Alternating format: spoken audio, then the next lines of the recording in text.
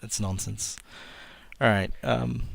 So yeah, we got a couple of people coming in. Alfcat's here. Josh, the NES nerds here. How you doing, people? Today we're gonna play through. Hopefully, play through. Won't guarantee that we'll make it to the end, but we're gonna have a bit of a play of Half-Life 2 mod developed by Dargenom, who is in voice chat with me at the moment. Say hi. Hello, hello. Um, and I, it's easy to make assumptions, but I'd say that you're possibly one of the most active Hand of Fate 2 modders at the moment, in terms of the scale and scope of the work that you've done, not just the number of mods that you've released. Did I just say Half-Life 2? I meant Hand of Fate 2. I thought I was imagining. We are off to a good start. Goodness. Oh dear. Dear. So yes, Hand of Fate 2. I'm wearing my Half-Life 2 t-shirt and... No. So, we're probably going to be talking about stuff that happens in the normal campaign. We're probably going to assume that you've played most of it, or at least are familiar with the story and what you might unlock along the way. So we're going to be referencing cards that, if you're just starting the game, you've probably never heard of. So if you want to keep that fresh, maybe this is one to come back to later. But Yeah, huge spoilers ahead. yeah. But the Crullford... Especially since. Oh, sorry, go go ahead. ahead. No, all good. Especially since my mod, it utilizes a bunch of cards that you get from those challenges. Hmm.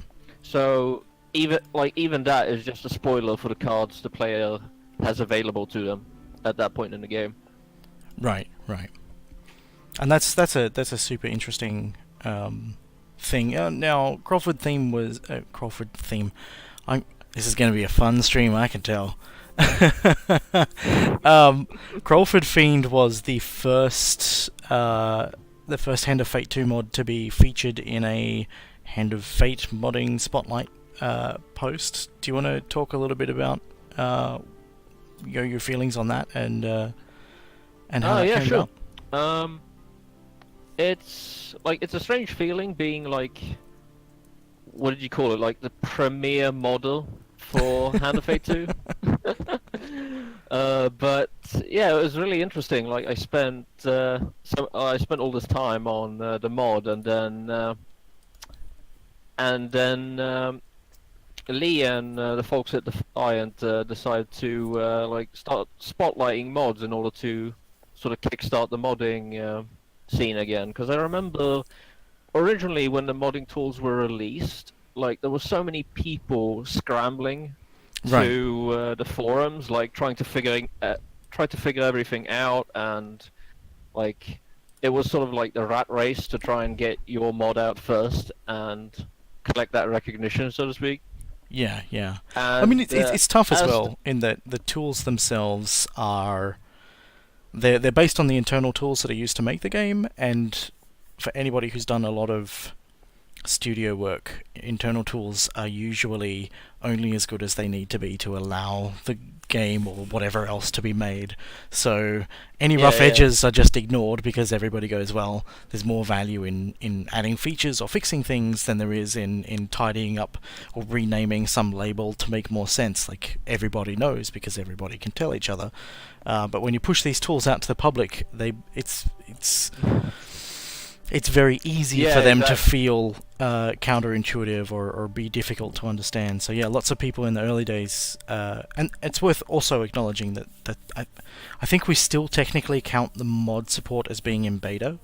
So yeah, I'm hoping that we're going to polish things up a little bit and make, at the very least, make mods a little bit more easier, or a little bit more enjoyable to install and activate in the game. Yeah. As the tools are now, granted, I spent probably a week or two just trying to figure everything out in the editor before I started making any mod whatsoever. And if you follow the documentation, you can get a pretty good head start. Right. But there's so many things in the tools that you have to figure out for yourself for the most part. Yeah. And the those would probably be the things you'd go to and fix, like streamline it a bit. So Yeah. I've people been don't going have through to, the process of making a companion over the past just on and off over the past couple of weeks, and there's a lot of stuff that's just kind of not set up for a smooth workflow. Because as Alfcat mentions in chat, the modding tools, the game is Unity based, but there's a whole bunch of stuff that the developers have made using the Unity editor APIs to make new windows and new buttons that do stuff, so that you can easily, or more easily, create a card or a piece of content for the game than you would if you had to make it as a prefab from scratch in Unity. So there's all these accelerator things in place, and they encourage you to think about the game in a particular way, and they encourage you to think about the work that you're doing in a particular way. But if you reach the end of where those tools are, then you start having to interact with the Unity editor directly, if that makes sense. Yeah, exactly. Before I start here, I was going to say, do you want to recommend me a what we think would be a person's first time deck? I know what I would go with to to have an optimal run, but I think I want to have like the equivalent of somebody's first time. I've always thought like companions, it's got a lot to do with your playstyle for the most part. Like if you want to focus a lot on combat, then it's totally Colbjorn or Malaclips. Huh. Like Malaclips if you need a bit more survival, Colbjorn if you have trouble with large groups of enemies. I always find Estrella's knockdown ability is just like, that's so helpful in terms of just taking enemies down. And yeah, when you're fighting, for example, the Frost Tyrants, Estrella's I'm not sure, does she knock them down automatically? If I think if they've got a health bar, she won't knock them down. She'll just stun them. If they don't have a health bar, then she'll knock them down. I'm pretty sure that's how it's set up. Alright. I haven't used Estrella that much myself, even though she's my favorite, character, personality-wise. Yeah. But I would say, the dealer's ability to let you retry a chance gambit is also immensely useful in this challenge. Having to wait 5 turns for him to come back is a bit of a sting. It is. But yeah. Well, I'd say since we've got Demon's Game is the trait that that suggests that we deal with chance cards. So maybe let's go with Ari, since if you the 4 base companions, increase your odds of not getting. She's the chance gambit destroyed by the demon. Yeah. So let's do that then. I think. And I just told the goblin to fill me out with a bunch of this is interesting. I don't know if this is a new thing, but we now highlight the icon in the top left if it's relevant to the card that you're mousing over. I can't remember if the game did that to begin with. It's always done that. It used to glow orange. Oh right. I'm pretty sure though. Then in Endless, it switched to this blue color instead. And I'm going to take out all the ones that are marked as new, because those are all the reward cards for finishing this challenge. Whoops-a-daisy. Yeah, gotta be careful there. I do believe I set certain cards to be added when you ask for a recommended deck. Oh, okay. So if we can quickly go over the encounters, I'll see if I can remember which ones. Well, I did the recommended deck, so probably Healer and Demon Array, I reckon. Yeah, those 2 were recommended. Little Devils but that were recommended? It stuffed in a full deck when I did the recommended thing. If you use the Goblin to do a recommended, it's not recommended. It's a generated deck, but it fills up the entire thing. Yeah, I think Little Devil, Array, or Area, and the Healer are auto includes whenever you ask for a recommended deck.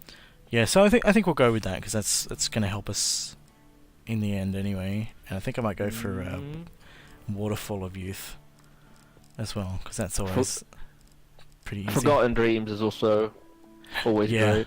Yeah, let's swap Let's swap Dark Alleys out for Forgotten Dreams, because that's, like you say, it's a good card. I've always wondered though, how did you guys... Oh well, did you guys code it so Forgotten Dreams can't show up on the first floor of the dungeon? It will always show up on the last floor. And if your dungeon is one floor Oh. long, I think it might show up on the first one.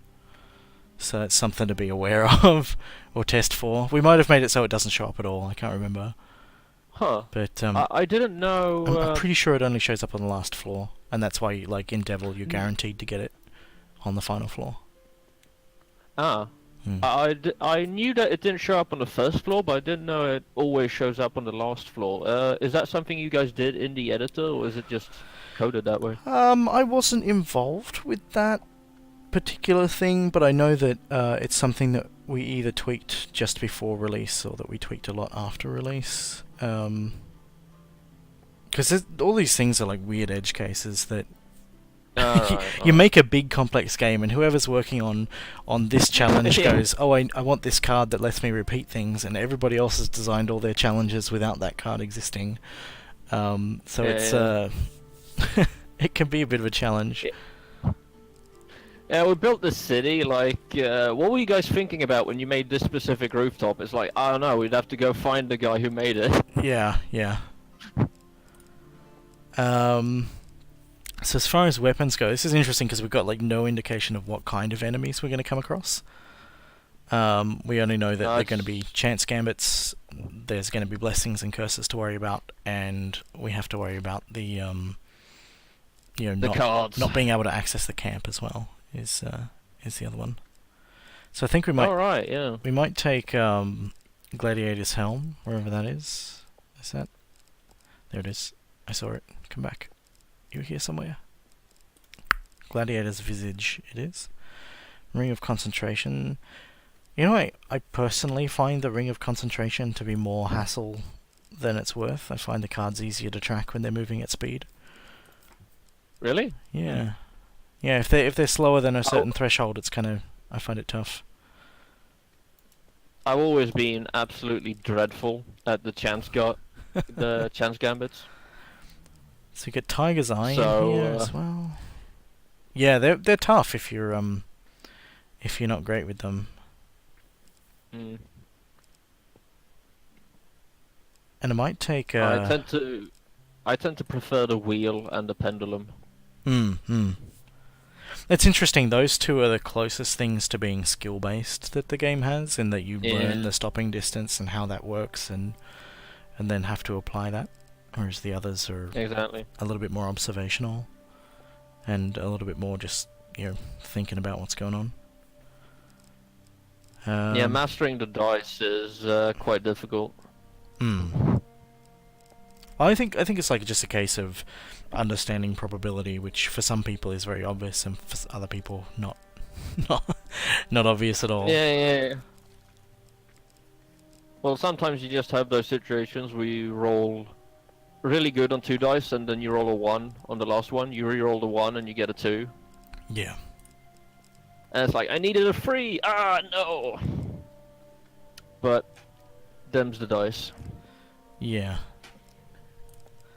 So I'm gonna go with golden food for the supplies cards. Alright. Yeah. Healing spirits, getting some use. Yep. I mean, like, that's what you do when you don't know what's going on. You just go, oh, healing spirits will help me somehow. So you mentioned in the mod spotlight post that one of the inspirations for this was Devil, and I think we'll get into the specifics of that after we've done one run through. But I'm curious about whether this was your first idea for a mod, or whether you'd tried other things first, or what kind of inspired you to make stuff to begin with. The thing that inspired me to begin with was probably just the game itself. I played it through so many times to the point where, like, you get these ideas while playing, like, wouldn't it be cool if this or that, or what if this challenge had this theme on it, or something like that. So when the modding tools were announced, I was ecstatic. I was just like, oh, amazing. and then once they were released, like that was basically all I was focusing on for like 2 weeks or so. So, but once I actually got a grip of the editor, that's when I knew I wanted to make like a fully fledged challenge mod. Whereas I don't think many people have played it, but I did make a mod prior to this one called Vengeful Twins. Yes. Which was basically me just putting things together in the editor and learning how to use the different parts of the editor and things like that. It's not a bad mod looking back on it. It's just quite basic. And that's just a chain, if I remember right. Yeah, an encounter chain. It contains 4 encounter cards, and I believe 3 equipment cards once you've beaten the whole chain. Yeah, okay. I have to admit I haven't played it. I haven't had a lot of time for playing other people's mods, which is like really sad. But I'm hoping to correct that with the this stream. I'm hoping will be the first of hopefully many that focus on a particular mod and try and dive into what makes it interesting. Shine a spotlight on them so we can enjoy them as much as we enjoyed creating them. That's the hope. So we've just started the first encounter here, which is called Rude Awakening, and I might read that out. And so your travels have brought you to Crullford, a dismal little hamlet. Oh my word. A dismal little hamlet on the countryside, intending only to stay the night. You take into the local cavern. Oh. Mouth, what are you doing? What are you doing? You take into the local tavern the Martyr's Mug. Your sleep is plagued with vivid nightmares, the most unnerving of which is one where you watch a hooded figure skulk through the town, slaying townsfolk and branding them with a strange symbol before hanging their bodies from rooftops.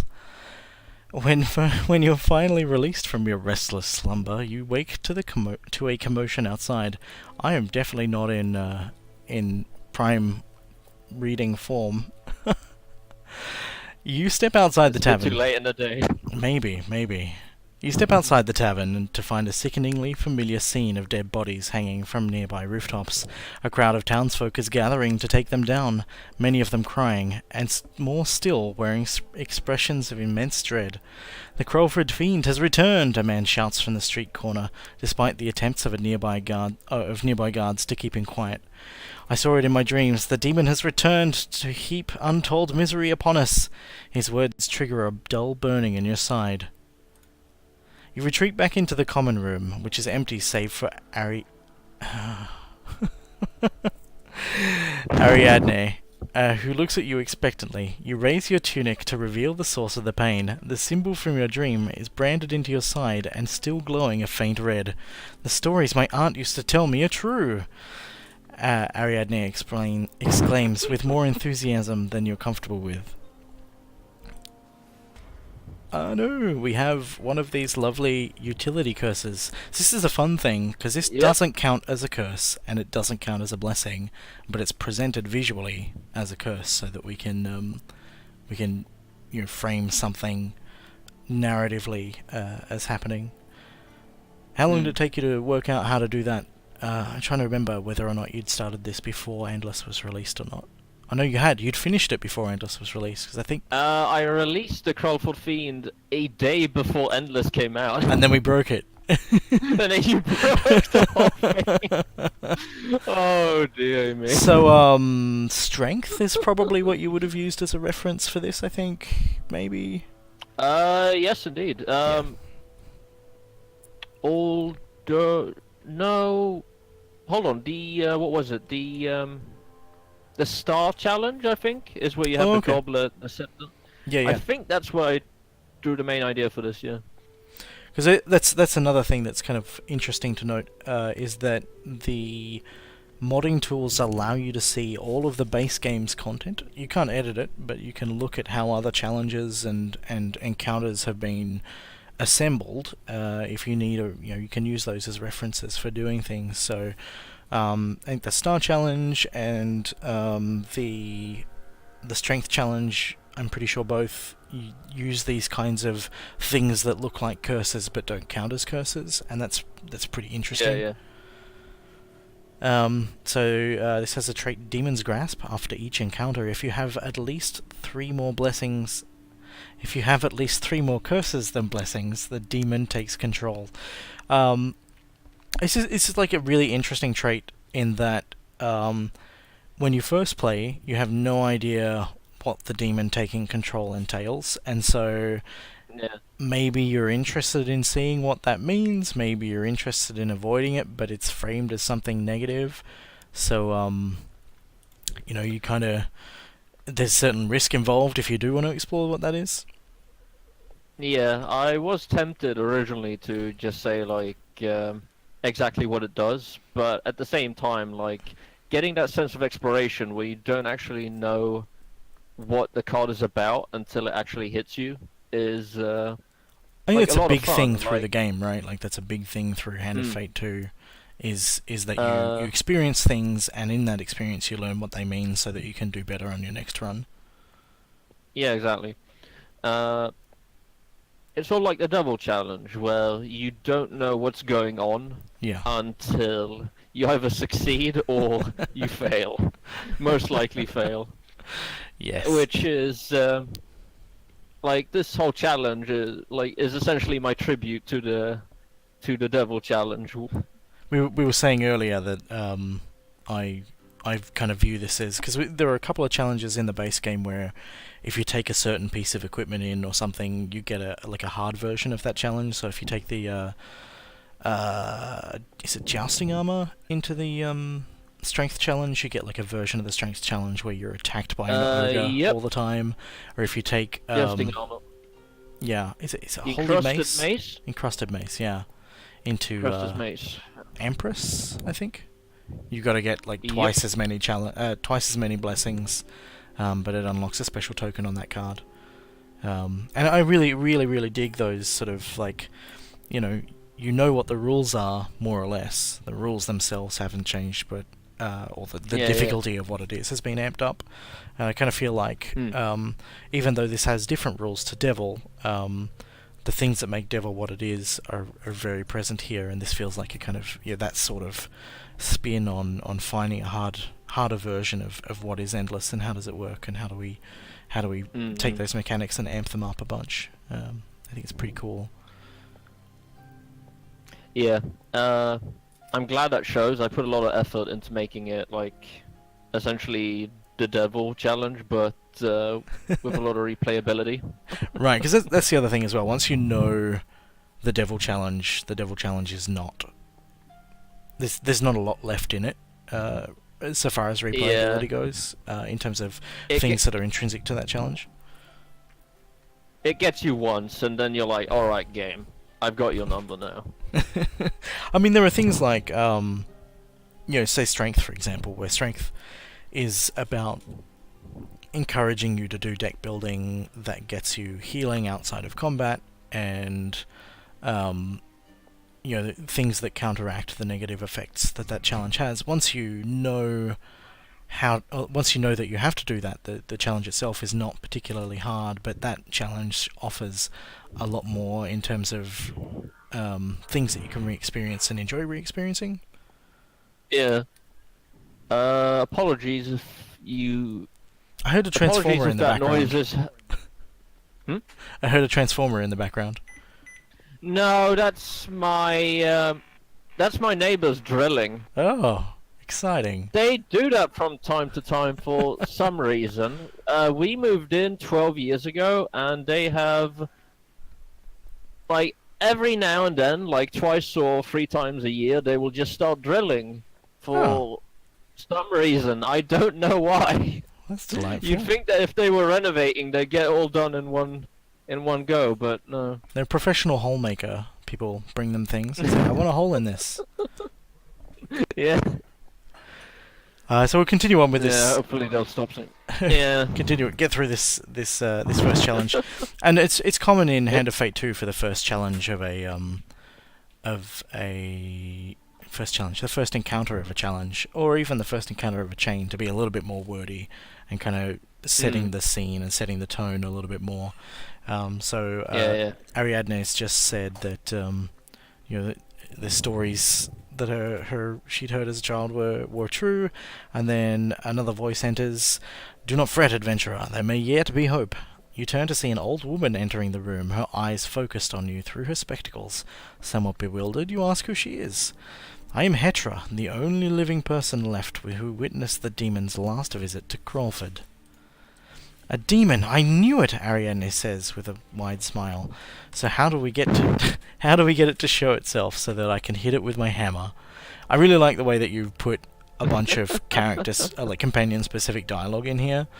Like the base games cards do that to an extent, but usually it's the case of like there's one companion that is the ideal companion to get the most flavor text out of an encounter or something. If you Yeah, like but here I you've wanted sort of it done to everything. feel like. Oh, sorry. Uh, but yeah, I wanted it to feel like depending on which companion you bring, you get a slightly different experience, even if it's just like thematic. I think it carries well. I wasn't expecting it, and I was kind of really happy to see the way that the different characters kind of bring their own tone Yeah, yeah. to the experience. So Ariadne here has her like hammer exuberance. She's excited by the challenge. I think Colbjorn is a lot less talkative about it and a little bit more concerned, and so Yeah. forth. Like it's nice. I tried my best to keep it like as what do you call it? Like as faithful to the personalities in the main game as possible. And that's something else I've seen. A few comments on the mod saying that you've done a good job of reflecting the writing style and the tone of the base game's content as well, which I think that's a nice achievement to embrace. I'm glad I decided to go with this instead of my original writing style because, oh god. Like, originally I was like, alright guys, I'm gonna put my, like, aspiring author skills to work and just epic fantasy the living daylights out of this. And then I realized, like, having, like, all the dealer encounters read like a chapter out of Game of Thrones or The Wheel of Time, Right. doesn't really fit. Right. Yeah, I had similar problems with mine where there's a particular type of writing that I've been doing a lot of lately, and when I started to write out Ruben, he came out in that way, and I had to go back and edit it and try and rework it to fit more with the style and presentation of Hand of Fate 2. So there were a lot of like very very short pages that you would have to get through, whereas it's like one paragraph per page as opposed to 2 or 3 paragraphs per page. So condensing it up and removing some extraneous stuff means a lot less clicks and a lot more so cohesive experience as far as it fitting in with the rest of the game goes, I think. So Hetra's expression turns more somber at the suggestion. If only that were an option. The demon does not engage its foes in conventional combat. It instead brands its foes with that symbol, claiming their soul if they are dead, or usurping their will if they are not. Her words send a chill up your spine. Fortunately, the demon's hold is not absolute. With the proper components, we could perform an exorcism and send it back from whence it came. Ariadne glances at you. Sounds easy enough. What do we need to do? We'll need an angel feather, holy water, touched by a saint, as well as the demon's name. Be careful. The demon has shown propensity to shower its foes in curses. It will likely use them to whittle you down until you can no longer stave off its influence. You nod and ask if she'll be accompanying you on your journey. I'll remain here and gather rumors and information that may help you in your search. Once you've gathered the components, return to me and we will begin the exorcism. You thank her and gather your things before heading on your way. As you leave town, you get the unshakable feeling that something is watching you. And then we're at the first floor, I guess, of the game. Yep. Did you design the floor layouts yourself, or did you use existing ones that were in the available in the tools? I designed my own floor layouts. Was there anything you were particularly aiming for or hoping to achieve with them?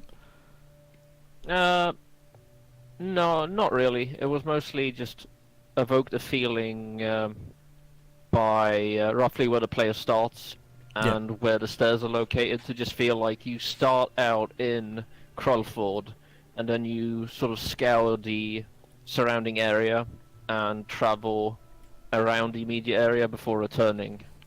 I like that back to Crullford towards the end. I like that that they're not linear floors. Like, I think that makes a lot more sense for this particular challenge, in that you can't just pick one direction and head in that. You've got to make choices about, do you go left or right, do you go up or down first? And since, as we'll discover in a moment, a lot of these cards represent significant risk, that exploration is not something that you immediately want to engage with. It's not something that it's not like most of the other challenges where you go, oh yeah, I'll uncover every single card as we go, which I think is sort of, I think that's a crutch, like, I think that's something that players typically do without thinking about why they do it. Definitely. So yeah, it's really cool to see layouts that sort of encourage you or force you to make decisions about what directions you take and accept the risks that you face by going those directions. So I'm probably going to do the opposite of what I just said and explore everything, because I want to play this first attempt as though it were what you would have if you first played it. You run into a small band of an exploratory room. Go ahead. Sorry. It's all good. Personally, like, that's how I've always played the game, is I go for every single encounter, which in other challenges is a lot easier, because the challenges that the encounters that show up in those challenges, the dealer encounters, generally offer you mostly risk reward. Right. Whereas the same is quite true in this challenge, except that you're more punished than rewarded. Like, if possible, you want to be avoiding all the dealer encounters, because they are almost just bad. Yeah, they're significant opportunities for something bad to happen. But I think when in most other dealer cards in the base game's challenges, that whatever hardship you face, you're usually presented with a reward that matches that. So, thinking about, like, is it the Avalanche card or the Blizzard card in what is that, High Priestess? Where if you get a huge failure, I think you get attacked, and if that happens, then you can get some equipment. But if you get a normal failure, you just take some damage, or if you get a success, nothing happens. So, like, yeah, I think that's about right. Yeah. Huge failure is you get in combat, but if you beat the combat, you scavenge some equipment. Right. So you're getting rewards that are kind of scaled to the risks that you face. Which in this one you can have an opportunity to get some small rewards, or or you face a risk, which we'll get to in just a second. So you run into a small band of Northerners on the road, and they greet you and Ariadne haughtily, and explain that they are on their way to Mount Freydis to see the High Priestess, who we just mentioned. When one of them asks when one of them asks you if you'd like to buy one of their spare pieces of equipment, you feel a sudden sting of pain where you are branded. The Northerners watch with you with suspicion as you clutch your side and resist the growing pain, coupled with a faint, inhuman murmuring coming from seemingly nowhere. Okay, so Ariadne offers to help, and this is what we were talking about. You've got an opportunity for huge failure, 2 opportunities for failure, and only 1 opportunity for success here. We're going to change those odds slightly. and we go, okay, we can track this. Can we track this? Maybe we can't track this. 5 shuffles. What led you to position to look at pushing the chance gambits quite so far into the difficulty scale now? Mostly it was because I wanted to evoke the feeling that you're actually you are up against something that intends to win. It's a powerful force, right? You're up against a powerful adversary who he's not showing you any mercy. It's not like Apollyon who is playing with you, really. Exactly. Yeah. Against Apollyon, you can literally just get the failure card, and Apollyon will sweep it under the rug and be like, no, that's fine. We can try again. Yes. Whereas the Crullford Fiend, as he is known, he eschews such pleasantries for the most part. Yeah, and I appreciate that. Like, I really enjoy the fact that you get to this point and you go, oh, maybe I can do this, and then you go, wow, I'm not equipped to deal with the most significant challenges that this throws at you. And even if you get, the Imperial Armor and the Mask of Holy Fortune and whatever that ring that slows them down is, like, you've still got a significantly difficult chance gambit to work with. So we're going to go ahead and pick the one that I think it is. And I was wrong. Oh. So we get a regular failure here. I like to think that Alright. that at the moment we're kind of losing control of our body. The Crullford Fiend is trying to take over us, and the Northerners see this. They go, "Oh shit! There's a demon here. We're gonna have to deal with this minion." So regardless of whether you manage to sort yourself out or not, you've still revealed yourself as a potential threat to them. And you think about how you behave in things like Pauper Dilemma and things like that, where you're faced with these other people who've had been taken over by corruption or possessed by whatever. As an adventurer, you're kind of expected to protect people from people who are going through the very thing that you're going through right here. Exactly. So the murmurs only grow louder, and you are soon compelled to curse at the Northerners in a tongue completely foreign to you. Greatly displeased, the Northerners draw their weapon. We're going to be fighting Trapper of Frost and Berserker of Frost. I don't know what I've got equipped here. Let's switch over to a sword. And you get to watch me be really, really good at combat. I mean, from, like you said, from the Northerners' point of view, you're a threat to them. As the demon itself would be. When I first played this, that's kind of what I was expecting would happen if you had more curses than blessings, that you would skip a floor and everything bad on that floor would happen or something. But I kind of like what happens regardless. I think it's still pretty evocative and cool. So. Yeah. That is, strangely enough, that is actually an idea I've been thinking of utilizing in a future challenge. I'm probably not going to spoil much of it yet because it's still in early idea stages, but having some form of levels of overall success and then having your encounters reflect that is a really cool idea for a challenge. Yeah, I've got a lot of ideas kind of simmering, but there's one that I'm sort of really excited by, and I don't know whether I'll end up doing it or not. But if I get time, I think it could be interesting. Wow. We did these combat updates, and now the Northerners can attack far more frequently than they used to, which is exciting. Yeah. I haven't played a lot since then. But I like this idea of Hand of Fate is based on the tarot, right? And the primary or principal thing that people do with the tarot is read it, right? Yeah. But there's very little opportunity. I feel like Hand of Fate 1 carried this a bit more because the challenges themselves had no narratives to them. Ah, goodness. Yeah, because the Yeah. challenges had no narrative to them, you could assume that each individual run was kind of like a fortune that you were reading. But I think you don't really get that anywhere near as much with Hen of Fate 2. So I kind of like this idea of like maybe you have this first section where you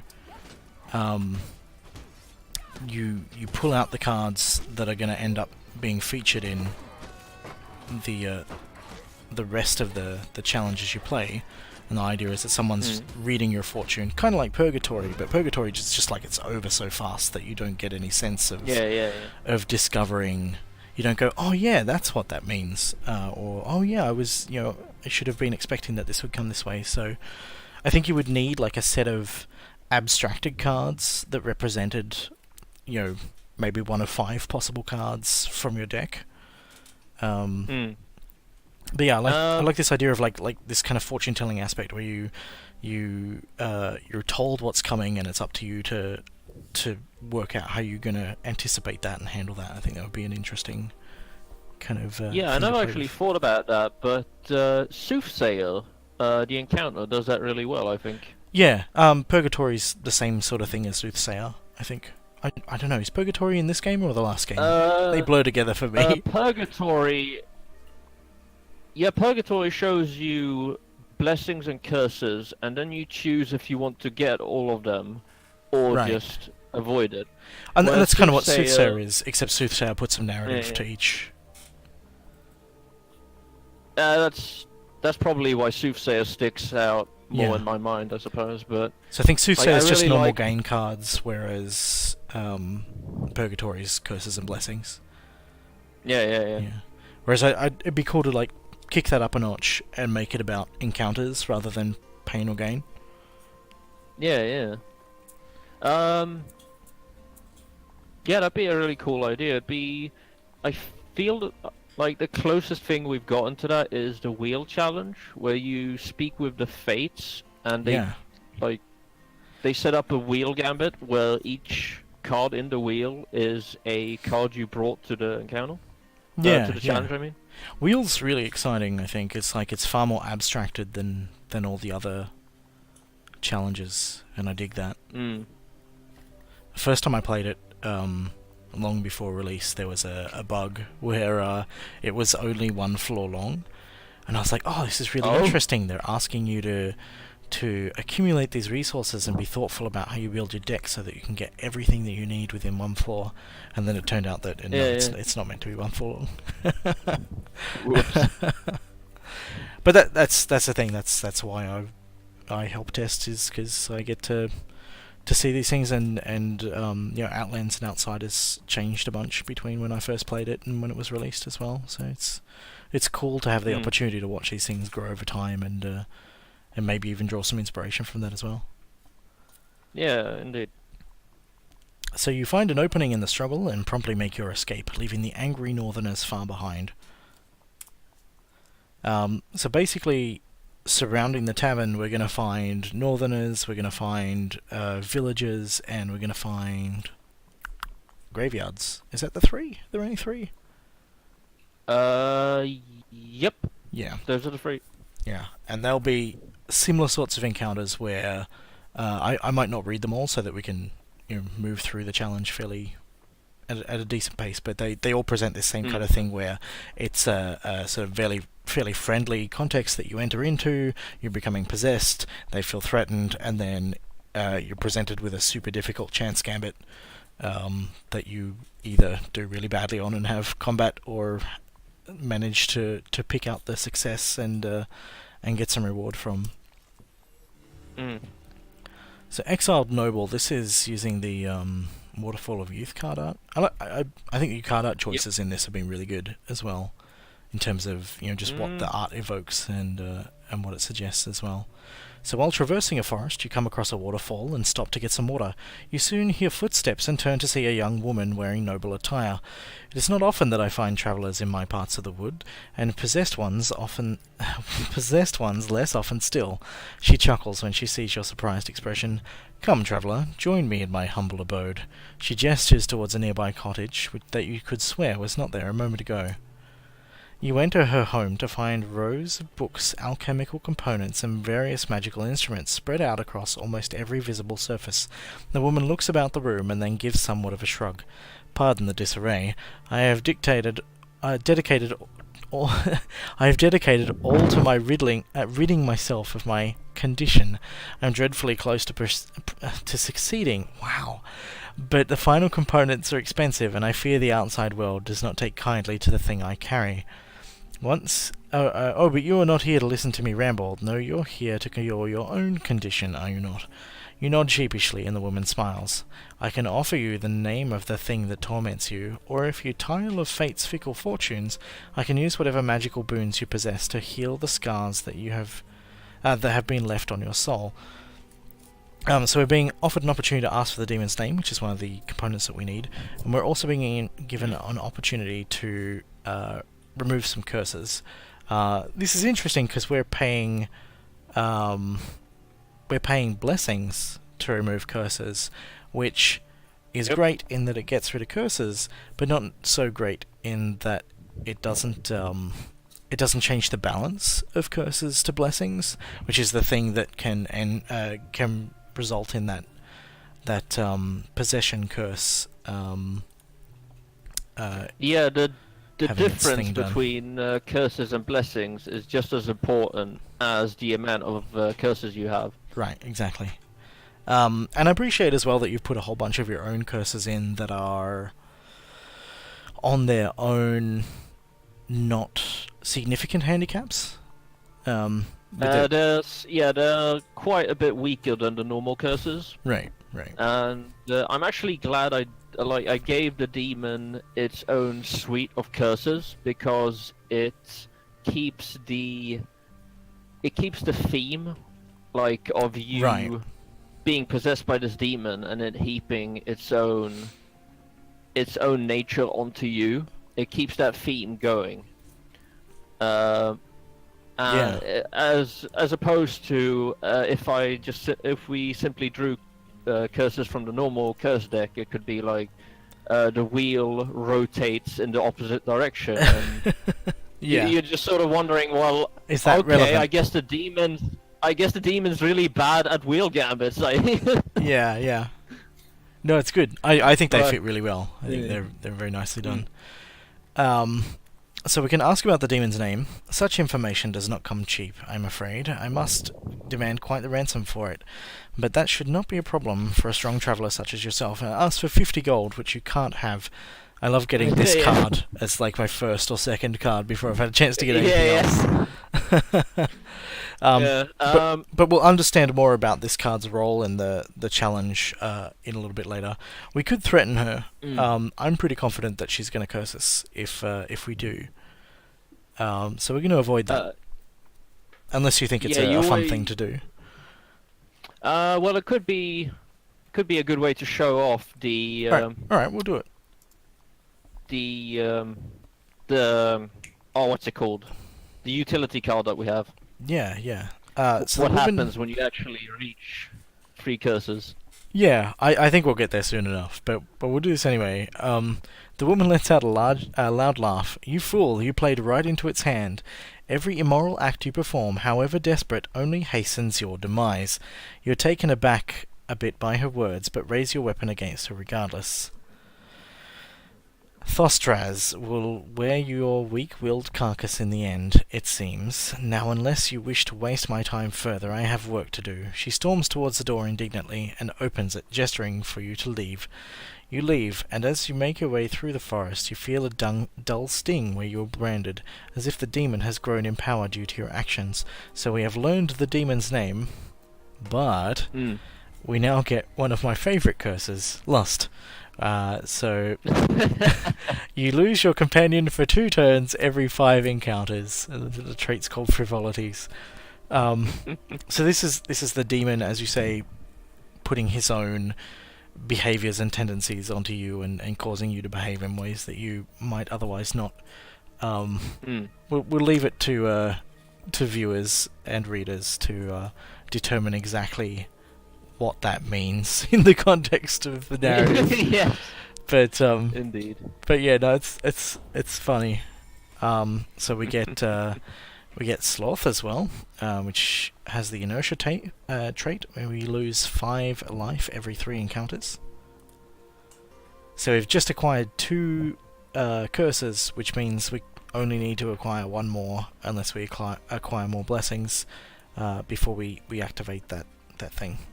Undeterred, you soon Indeed. find your way out of the forest. That's one thing worthy of noting, is that that encounter specifically gives the biggest hint as to why you get these curses when Yeah. you do immoral things, because it's sort of it's highly implied in that particular encounter, but not in the others, that acting like a demon would gives the demon unwanted power over you. Right. I hadn't it's- done that one specifically, but I checked it out in a couple others, and I was like, oh yeah, I think I see what's going on here. But yeah, it's cool to have that narratively framed like that. Yeah. You don't touch at all on what the noblewoman's problem is. Do you have something in mind, or are you intentionally just sort of not exploring into that? Well, she knows the demon's name. Why do you think that is? I hadn't really spent much time thinking about it myself. I was like, oh, okay, this is an interesting thing, and I was curious to know whether or not you had. Well, she's in the same situation as you. Okay. I wasn't sure if it was And, that she had been possessed, or whether it was that she had other things going on. Well, it's sort of delved into very loosely in one of the reward cards you get later on in one of the Okay. encounters. I might have missed it. Well, it's she, like you, she is possessed by the Crullford Fiend. Yeah. Not to the same extent, but basically, the demon gained some power over her and drove her from her court, Right. and then that's why she lives out in the forest, away from. in a wicked house that disappears. Yeah. She's. And she's trying to cure herself, essentially, of the demon possession. And if she succeeds in that, you see the extent of it in one of the reward encounters that Okay. you get for beating the challenge. Is that dependent on you having previously visited the her cottage? No. Okay. Like, her success or failure isn't really tied to if the player helps them or not. Right. Which, if I had made the had I made the challenge now, I could have actually made it like that, to where the game remembers if you helped her or not. Yeah. Because I think that's I something didn't that, actually. like, the editor tools don't really advertise that it's possible to track things across challenges Between so sessions, easily. yeah. Right. Yeah, I didn't, I knew to some extent that it was possible, but I hadn't explored it until the Outlanders and Outsiders DLC. Right. I remember us having a conversation about how it was implemented and how it was done. The new challenge, you can buy hints that stay persistent through runs. So if you've bought 5 hints previously, you will go into the challenge having 5 hints available to you. Yeah. Which I thought was really interesting, actually. Yeah. No, it's a neat idea, and I love this idea of I like the sense of, like, ritualistic maps, in terms of, like, or having ritualistic directions, which is like, you go as far as, the burning tree, and then you turn right until you hear birds, and then you go back a little bit and turn left down this road or something like that. Well, these kind of like weird, Yeah. weird sounding directions that you use The to goat navigate. stands between the crossing of two trees or something like that. Yeah. Because you come across all this sort of stuff in I live in a kind of rural area, or have lived in a rural area, and like that's how people give each other directions. It's crazy. It's like, yeah, head towards the mountain. You're like, oh, can't you just like, And they don't say go this far down the road. They say if you get to the pond, you've gone too far.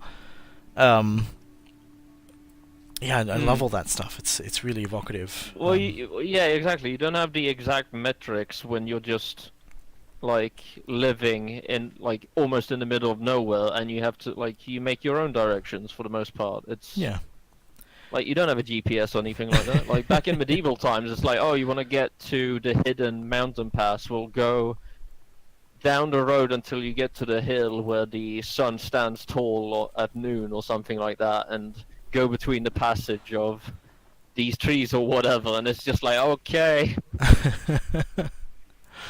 Yeah, it's like if that's the best you can explain it, I guess. Like I'll follow this direction. Do the best. So we venture into the crags and come upon a glimmering shrine inscribed with the signs of various gods, decorated with various trinkets and chimes.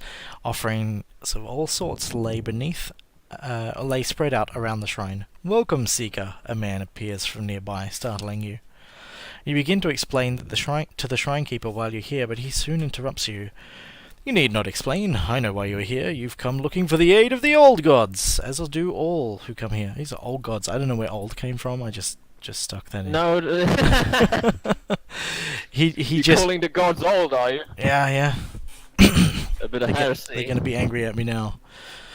He gestures towards the shrine. "Beseech them, and they shall deliver unto you." Maybe that should be unto rather than onto. Your reward. Yeah, probably. So we can we can take the holy water by force, or we can agree. And I think we've learned that taking things by force is not how we're going to approach this. Yeah, I don't think that's going to end well. No. So we got a fairly difficult wheel going on here, but I'm feeling lucky today.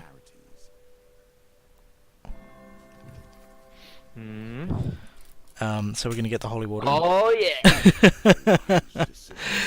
As you pray before the shrine keeper seems to be focusing intently on something unseen. I like to imagine that it's like a little angel, a little devil on his shoulders. He's listening to them. And soon nods knowingly. "The gods understand your plight, and shall grant you what you came here for." He points out a small vial among the offerings on the shrine. You hesitantly take it. "Holy water, blessed by Saint Johanna herself. You have acquired a vial of holy water. Go now and remember that it was you, who it was that helped you in your darkest moments." I sort of wish that came back. I don't remember that coming back. But what was? Just this idea of like you got to remember who it was who helped you. Oh right, yeah. That could be cool in like if you had a challenge where, early on you accepted help of a bunch of people, and then at the end, during the finale, you've got to identify who they were, or you've got to reward them in some way. If you get it wrong, then you lose. I thought you were gonna say like, oh, I hope we get that later on, a challenge where like you can't win unless like you've played the Crullford Fiend and accept help from the gods, and now they're coming to get repaid. You should do that. They're like, hey, yeah, you owe us. It's like, yeah, you owe us. So it's like, oh wait, hold on. There's a northern invasion. Oh crap. We were talking earlier about challenges that don't reward or at least discourage exploration, and I think is it the Hanged Man, where there's a northern invasion going on and you've got to rescue the villagers. I feel like that gives you a bunch of pressure that makes exploration less valuable. Yeah, you've literally got the sword hanging over your head. Yeah, the entire challenge. That's something I really appreciate about that. Yeah, you also see the Northerners coming for you and the villagers. Yeah. Well, I think you only see the first set of villagers. I don't think you see all the villagers after the first floor? No, no, I mean you see the Northerners moving on the map. Oh, Whenever you right. take a step, the Northerners move forward. Yeah. Oh, hey, So this you is have interesting. this almost like... No? Oh, I just got Desert Trek, and I was starting to think about, like, that makes the exit more accessible. Yeah, yeah, yeah, yeah. Desert Crossing is a fun one. Oh. I'm not going to do it, though. It's been forever. Oh, good times, good times. The little devil with a broken horn slouches on a tree stump in a dark forest. While glum, he appears harmless, so you approach him with only a little caution. That's very sensible, isn't it? My father banished me from the underworld because he thinks I'm not evil enough. Apparently my curses are just too weak. He sighs. Do you know any curses? So we can give him a curse, or we can attempt to steal his horn. Thankfully, we have some curses. Last time I hit this guy, I had no curses, and it was very bad. So we're going to give him a curse. And I feel like Sloth is probably the biggest problem for us at the moment, which is lose 5 life every 3 encounters. His face lights up when you give him a curse. That's one evil curse. Thank you, adventurer. Please take this small gift. And he gives us 10 food. You get to eat his little devil lunch. He like packed his little devil lunch in. Devil lunch? His little devil lunchbox. The Weeping Saint. Alright, so we already have holy water, which is what you can get here. You come across a refugee camp on the outskirts of a forest. Entering the camp, you find only a lone woman sitting on a tree stump sobbing loudly. I didn't mean for this to happen. I didn't know, she explains through her tears as you approach. I'm Saint Marissa. I tried to heal the wounded here, but something twisted my powers. It corrupted these poor people. She reaches her arm out and points into the forest. Please help them. Put them out of their misery. So we can fight the corrupted refugees or leave them alone. We're going to fight them. I know what happens here. But we're going to do it. It doesn't take long before you find the throng of corrupted meandering about the woods. They soon spot you and draw your you draw your weapon and brace for battle. So we've got a Terror and a Spire that we're up against. It's, I don't think it's actually a throng if there's 2 of them. Yeah, but, yeah. You know. They're big, so that's got to count for something, right? Yeah, yeah, yeah. I like the way the snare on the spire can twist around if they're far enough away from the edge of the map. It can curl around and catch you from behind. Yeah, that's gotten me so many times. Especially when there's 2 spires. Oh, 2 spires is great. I have a companion that I would like to make that is like snare oriented. Alright. Yeah, I don't know whether I can get that same, like, because that trail of corruption is really interesting, the way that it like comes out and snares people. Like, I think it'd be fun to make a companion that was based around that kind of thing. But Yeah. we'll see whether or not I can do it. I think my big focus companion-wise at the moment, well, my first companion when I get enough time to finish it will be New Greg, because there's a New Greg, because there's an ogre boss name in Endless, which is Old Greg, and every time I see it, I'm like, there must be a New Greg somewhere. And New Greg is going to be an ogre companion who's like, if I can manage it, he'll be like 75% the size of a normal ogre. He's just a little ogre. Didn't you just shrink down the ogre model when you were testing? Yeah. When I was testing, I shrank him down to 0.25 size, so he's like comes up to your knee or something. There's a little tiny ogre running around. He's good. But he still sends people flying. He does. He knocks people flying. That's the best part. This little dude comes up and then BAM! Ah dear. Yeah, I wish I could speed up his animations as well. Like just make him real small and run real fast. But yeah, I don't know whether I'm going to be able to get what I need or want there. But we'll find out. I think... please tell me, like, if he comes out in a DLC, please tell me you get him from an encounter that's like the Ogre Olympics or something like that. You just come across a bunch of ogres, and the smallest one is like, I can't beat these guys, and you're like, I'll help you. I don't think I can. I'm pretty sure that Endless is sort of... Most of what Endless is... Well, not most of what... A lot of parts of Endless are kind of coded in the game engine rather than exposed through the tools that we use in the mod editor, if that kind of makes sense. Or at least they're done using things that aren't exposed in the public side of the tools that are in the mod editor. But I was hoping that like maybe you could make it so that if you kill old Greg... In Endless, he says like, oh, you know, like you've proven yourself strong. Now you have to look after New Greg, and maybe New Greg bursts from his chest or something. Like a Matryoshka doll. Yeah, I don't know. I just kind of like that idea of old Greg saying, "All right, well here's New Greg. Look after him." Yeah. Well, you've killed me. That doesn't like that. Someone has to take care of this kid. Well, it's funny, like, and I can't do it because you killed me. Narratively, ogres are going extinct if you pay attention to all of the dialogue in the game, which kind of made me sad when I'd realised that I had killed a lot of ogres.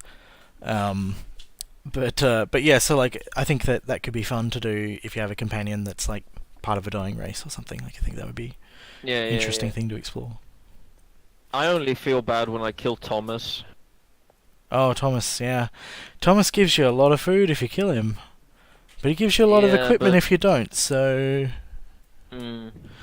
Drachnar, he had it coming, though. Oh, Drachnar. I found that really, harrowing. I was like, clearly he's angry, and leaving him alone to sort it out on his own would probably be best.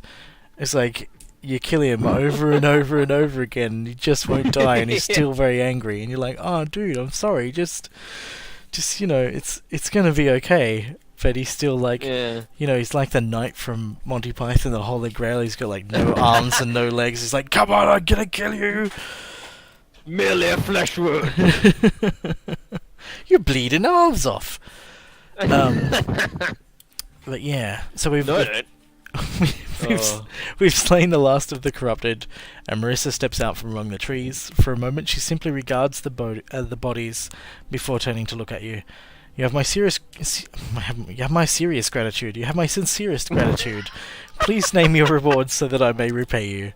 We will ask to be blessed. Thanks everyone for tuning into the rewriting of the Crullford Fiend by Cheeseness. Just offering some suggestions. That's what it is. Oh dear. So we have heroic sacrifice prior to combat with 2 or more monster cards. You may optionally discard a basic one. This is a normal blessing. This isn't anything specific to the challenge. But it's a cool thing to have. So if we jump into our inventory now, we'll see that we have equal curses and blessings, 1-to-1. So you're effectively, as far as the mechanics of that possessed curse goes, we're at the same position we will be with 0, right? With that, you leave the saint to bury the bodies and continue onwards.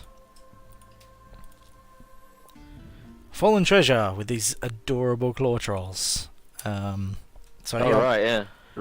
Ruben's mates. Yeah. And Tiger's Eye, which is like the best thing you can get from this. So if you mess it up, it's gonna hurt less. I'm not gonna read the close. I'm not gonna read the normal challenges. As I said, just assume that everybody's familiar with those. Oh, you almost did it. Almost. Oh, what did I? Maybe I didn't have enough fame to equip the ring. Yeah, it needs 12 fame. Oh well. Oof. A winding trail. We're gonna fight some thieves. We're not gonna give you a gold. Jeez, man. Oh man, I remember last time I encountered these guys in Endless. It's like, hey, give us all your gold, and it's like, give them gold. all your 700 gold, and I'm like, no. No, I think I'll hold on to it. Thanks. Yeah.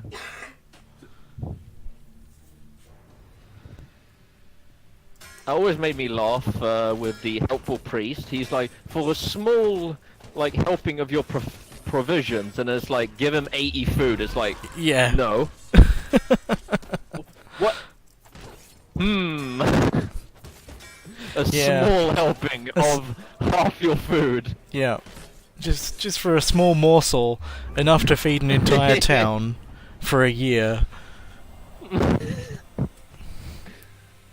I like it when is it Kubarak asks for all your gear, and he's gonna wear it to the party, and I imagine him wearing like 80 helmets. Yeah, he stacks them all on top of each other. It's, yeah, he's like 5 suits of armor or something, you know. Yeah. He's gonna wear it to the Goblin I like King's to imagine he has a posse with him that wears the extra equipment. He goes to the Goblin King's ball, which I imagine is hosted by David Bowie. Yeah. Doesn't he? What does he say? Like, doesn't he say he went like as an adventure or something like that? I can't remember. He says that it's exactly what he wanted for the Goblin King's ball, but I can't remember. Can't remember what else he says about it. Is it always the Goblin King's ball? Yes, I think so. All right. And when he comes back, he hints at some other things that all right. may or may not be expanded upon in the future. Yeah. Like, I was confused because I'm pretty sure there was a fairy queen mentioned, or like a fairy princess is mentioned in that encounter. That's probably like, he's like, oh yeah, the fairy princess really liked my costume or something. Oh like yeah, that might be it. Yeah. So we find Hetra in the common room. Old letters and papers are strewn across the table in front of her. She looks up at you as you approach, and smiles when you tell her of your progress. Never did I doubt your resolve, adventurer. Only one more to go. We're going to ask about the angel feather. Now, if we hadn't acquired any of the other components, we would have had an option to ask about all of those. But I think this part here is where Crullford Fiend is most interesting, I think. We'll read through and then we'll talk about what it means. So over the decades there have been reports of travellers having encountered a benevolent elven maiden on the road. Perhaps she could help us acquire an angel feather. Now anybody who's played Hand of Fate 1 or a moderate amount of Hand of Fate 2 will have come across a benevolent elven maiden in previous adventures. So we ask again. And this is something that wasn't clear to me when I first played. I didn't realise that there were going to be more different clues. I thought it was an opportunity to look at the same rumour again. It wasn't until I came back to the inn the second time that I went, oh, okay, there's more stuff here.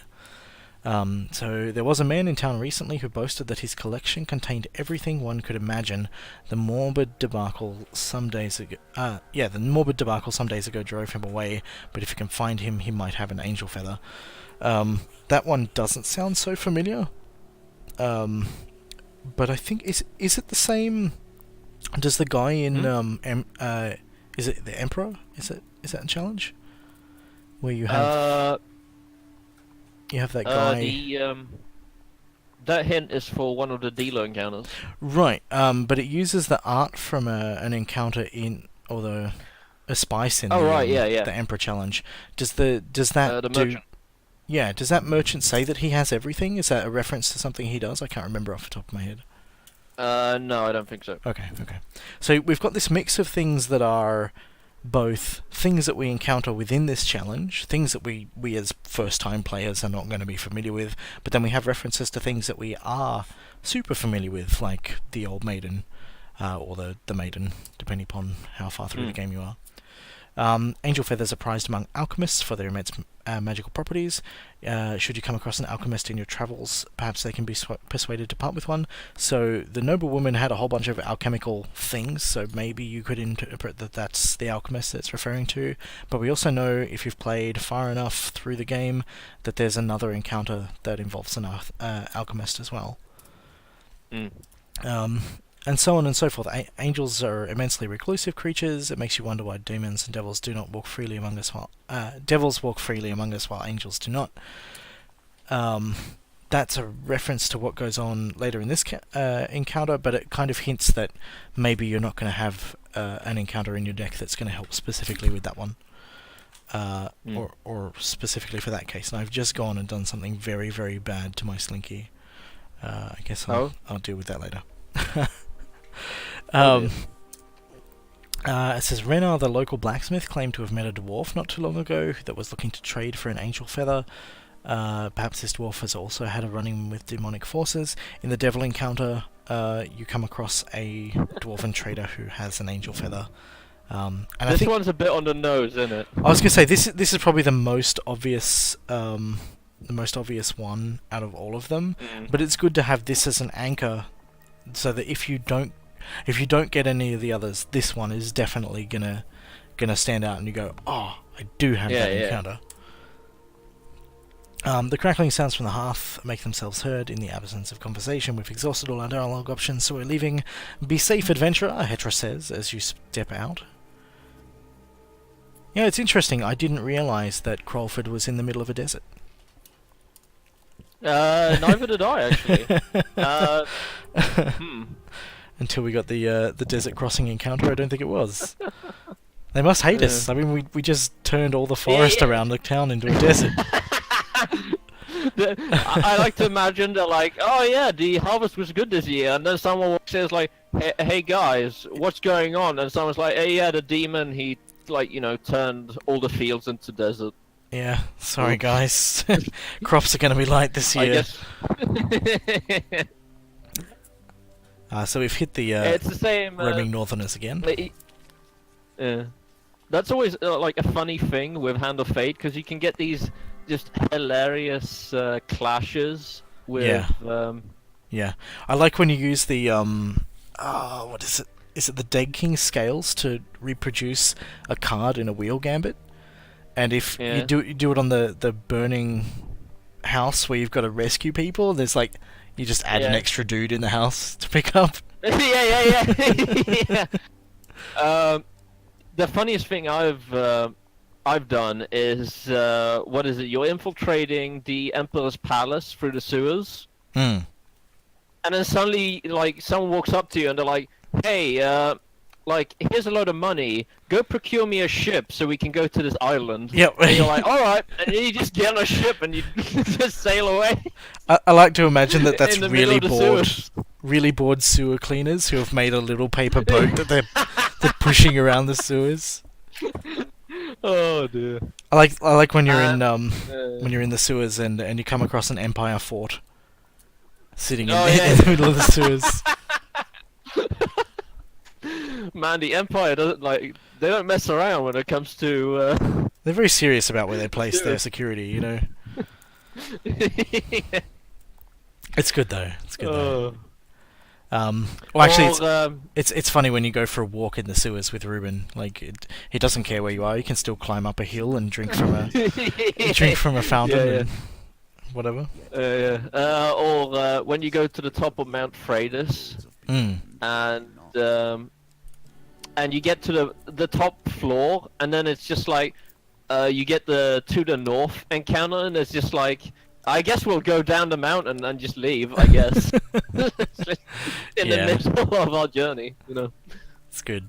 It's good. Or also the desert on top of Mount Freydis is also. That's a good one. That's a good one. Great tourist destination. Wow. After all those really hard chance gambits, I have the Imperial armor, and I just got Waterfall of Youth, and it was one shuffle, and the card I once stayed at the top. It's like, oh, well, that's a pleasant change of pace. Yeah, I gotta say, Potion of Youth is quite nice in this. As in terms of, I mean, like, you don't have a lot of health loss stuff, but it's a blessing. Yeah, there's a blessing, and also, like, I find that all of these kind of, like, double usage utility cards are super handy, because not only do you get the blessing, but you also get a bunch of food. There's not, if you suck at the chance card gambits and generally only get failures, there aren't a lot of opportunities to gain resources. So, you know, if you don't have any food and you're starving to death, Potion of Youth might be what saves you in the end. We can remove a curse here. Yeah.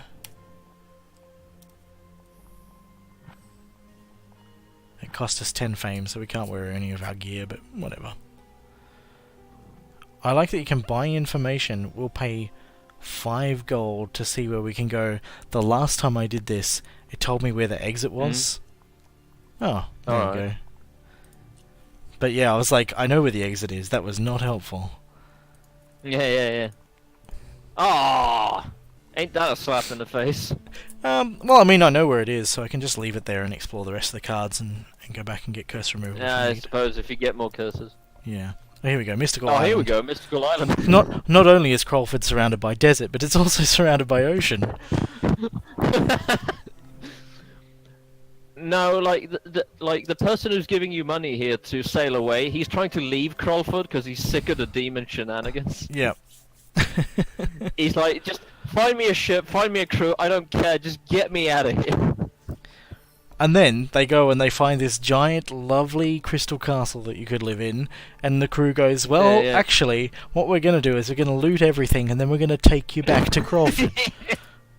Yeah. Oh.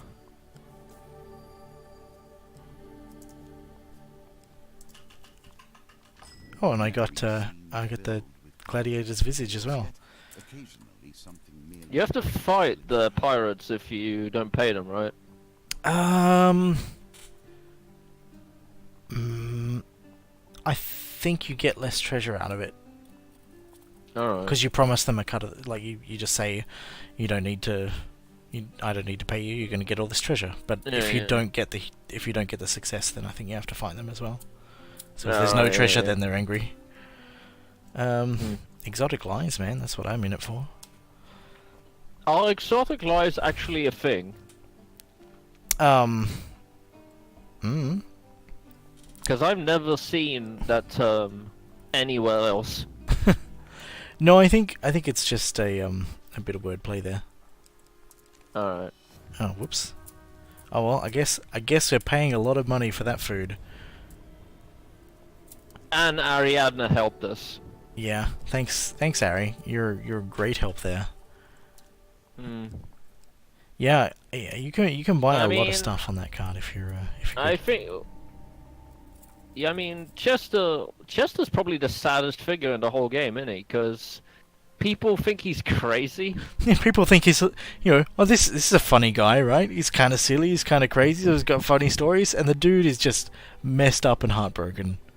Yeah. It's like, oh, I want to buy some apples, please. Yeah, that'll be $20,000, thanks. And then you're just like, oh, okay, thanks, Chester. How about I don't pay that? And he's just like, give me those apples back then. And he just grabs them all. It's just... it's just... Yeah. Yeah, well, it's the same thing. He just wants to get out of Crullford. He's saving up so he can leave. It's like, yeah, that's why he's so upset. If you give me $2,000, I'm out of here. All I got to do is sell 5 apples. Yeah. Oh, I love all the fan canon that's coming out of this. Like the demon took his wife from him. That's why he's so upset. Oh yeah. So as you make your way through a small countryside town, a sharp stinging of pain causes you to stumble. Looking down, you realize the pain is coming from the symbol you were branded with. You drop to one knee and propose to Ari. Faint and human murmurs linger on the edge of your hearing as you try to focus. I lost it. Good one. I lost it. Oh, we got the huge failure this time. Good times. Oh dear. The murmuring grows into a terrible cacophony, drowning out the outside world and flooding your mind with imagery of a Crullford devoid of people. Undead figures stalk the streets, each branded with a symbol glowing deep red. At the center of town, an immense winged figure sits atop a broken fountain. The mere sight of it changes you forever. A 4 of Skulls enemy is added to each combat if available. Yep. The screaming of townsfolk brings you back to reality. To your horror, you're standing over a dead merchant with your weapon drawn. So yeah, here's a good example of, like, the demon has taken over you and done something that's a clear threat to the people, so everybody's responding appropriately. What are you eating? How come you get to eat stuff? Chocolate. Alright. What? My partner's eating chocolate. Oh, okay. I had to secure some for myself. The screaming of townsfolk brings you back to reality. Yeah. You look around, and the fearful expressions of the townsfolk confirming your fears. The guards soon descend on you. That should be descend. Uninterested in your explanation. That's the worst thing, isn't it? Like, Ruben had a lot of typos in the first release. I've always said that it's next to impossible to proofread your own work because it's very easy to just skim over words that you're familiar with. I think it's just like a human psychology thing where it's like, of course this is right. Of course this is right. I wrote it, and then you look at it, and it's like, yeah, I mean, this looks right, and then someone points it out to you, and you're like, oh, right. How did I not see that? But yeah, the guards soon descend on you, even the skeleton guards. Yes. They were hired recently. Especially the skeleton guards. You'll pay for this, coin slave. Reluctantly, you raise your weapon in defiance. Oh, I love the term coin slave, by the way. Yeah. It's like, what is it in D&D? Like, the players are like, yeah, we're mighty heroes, and then all the townsfolk, like, if the DM's really new to D&D, they're like, oh yeah, look, it's those famous heroes. Like, if you thought about it in any realistic fashion, these people are lunatics who go around and chop up monsters for a living. You wouldn't, like, yeah, they're mercenaries. having them around. Yeah, they're not a good influence. Yeah.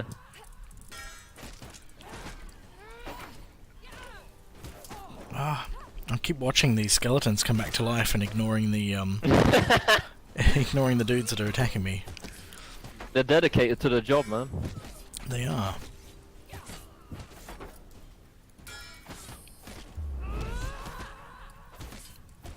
I'm still using my daggers. No wonder it's taken forever to kill these guys. Well, yeah, you're fighting Empire with daggers. Not ideal. Not the best combination there. Is there any more skeletons? We killed them all? I think we killed them all. The skeletons aren't weak to anything particular, are they? I mean, they're weak to weapons, right? They've got no health. Well, yeah, like any weapon will do, like... Yeah. I was just thinking if there's any advantage to using, like, sword and shield against skeletons, or if it's just literally use whatever you want. Yeah, I think it's a bit of a case of whatever you want. I mean, they're so weak that it doesn't really matter. 2 hits with anything is going to kill them. Even though a rusty pair of blades are still 2 hits.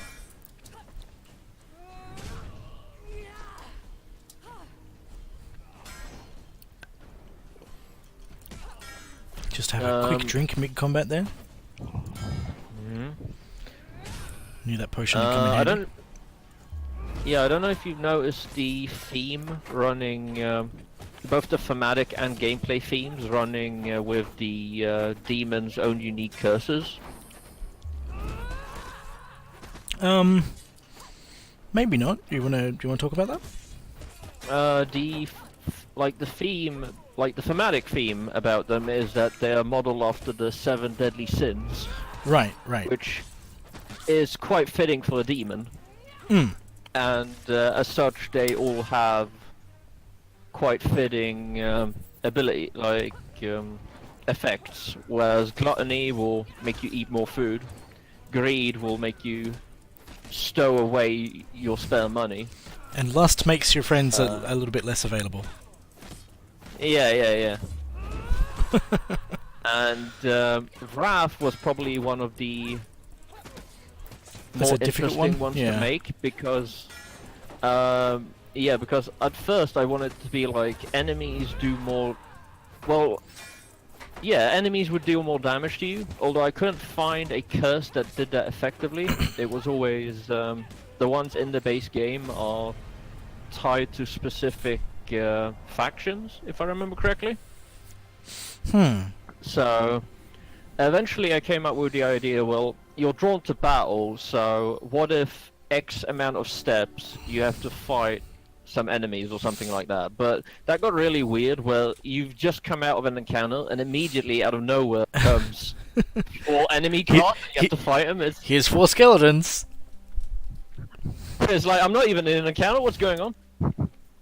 I do kind of like that though. Like maybe this idea of like you traveling through this long dead land, and like every few steps, a bunch of skeletons pop up. You got to deal with them.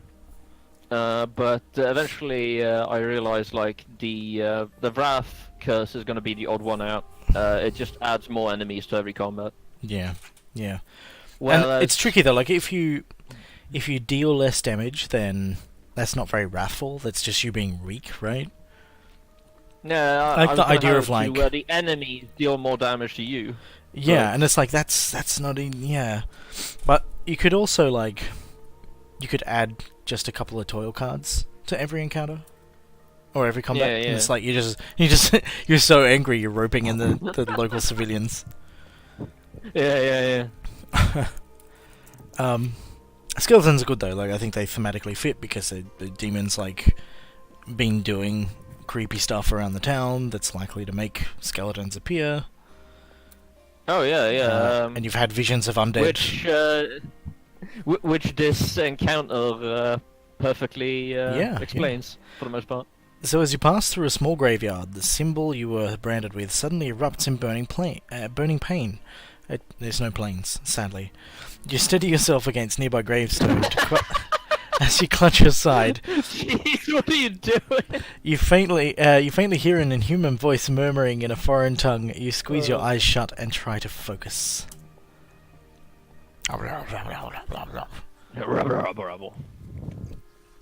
Did you consider? Did you consider giving the dealer any new lines? The dealer? Yeah, I think you can specify custom dealer lines.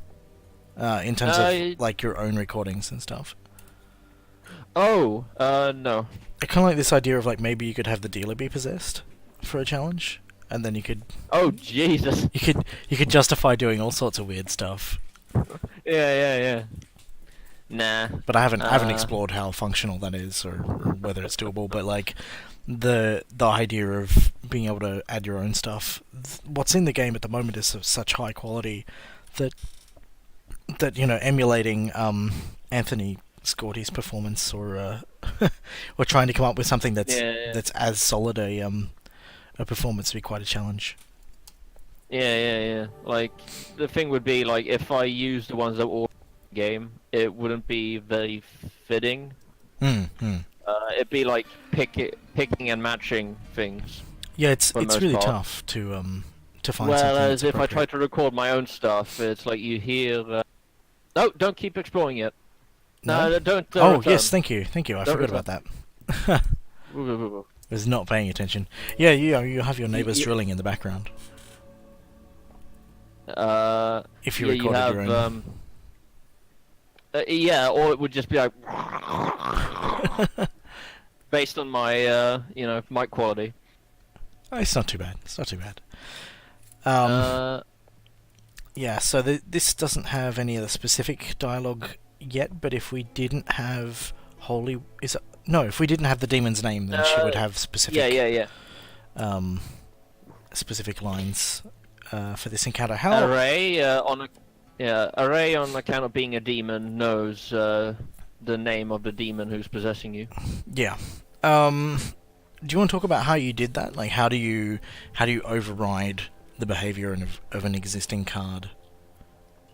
I'm gonna be covering it in my tutorial series. That's right. I'll be going up on YouTube when I'm done with it. But I'm currently learning how to use OBS and Blender, I think it is.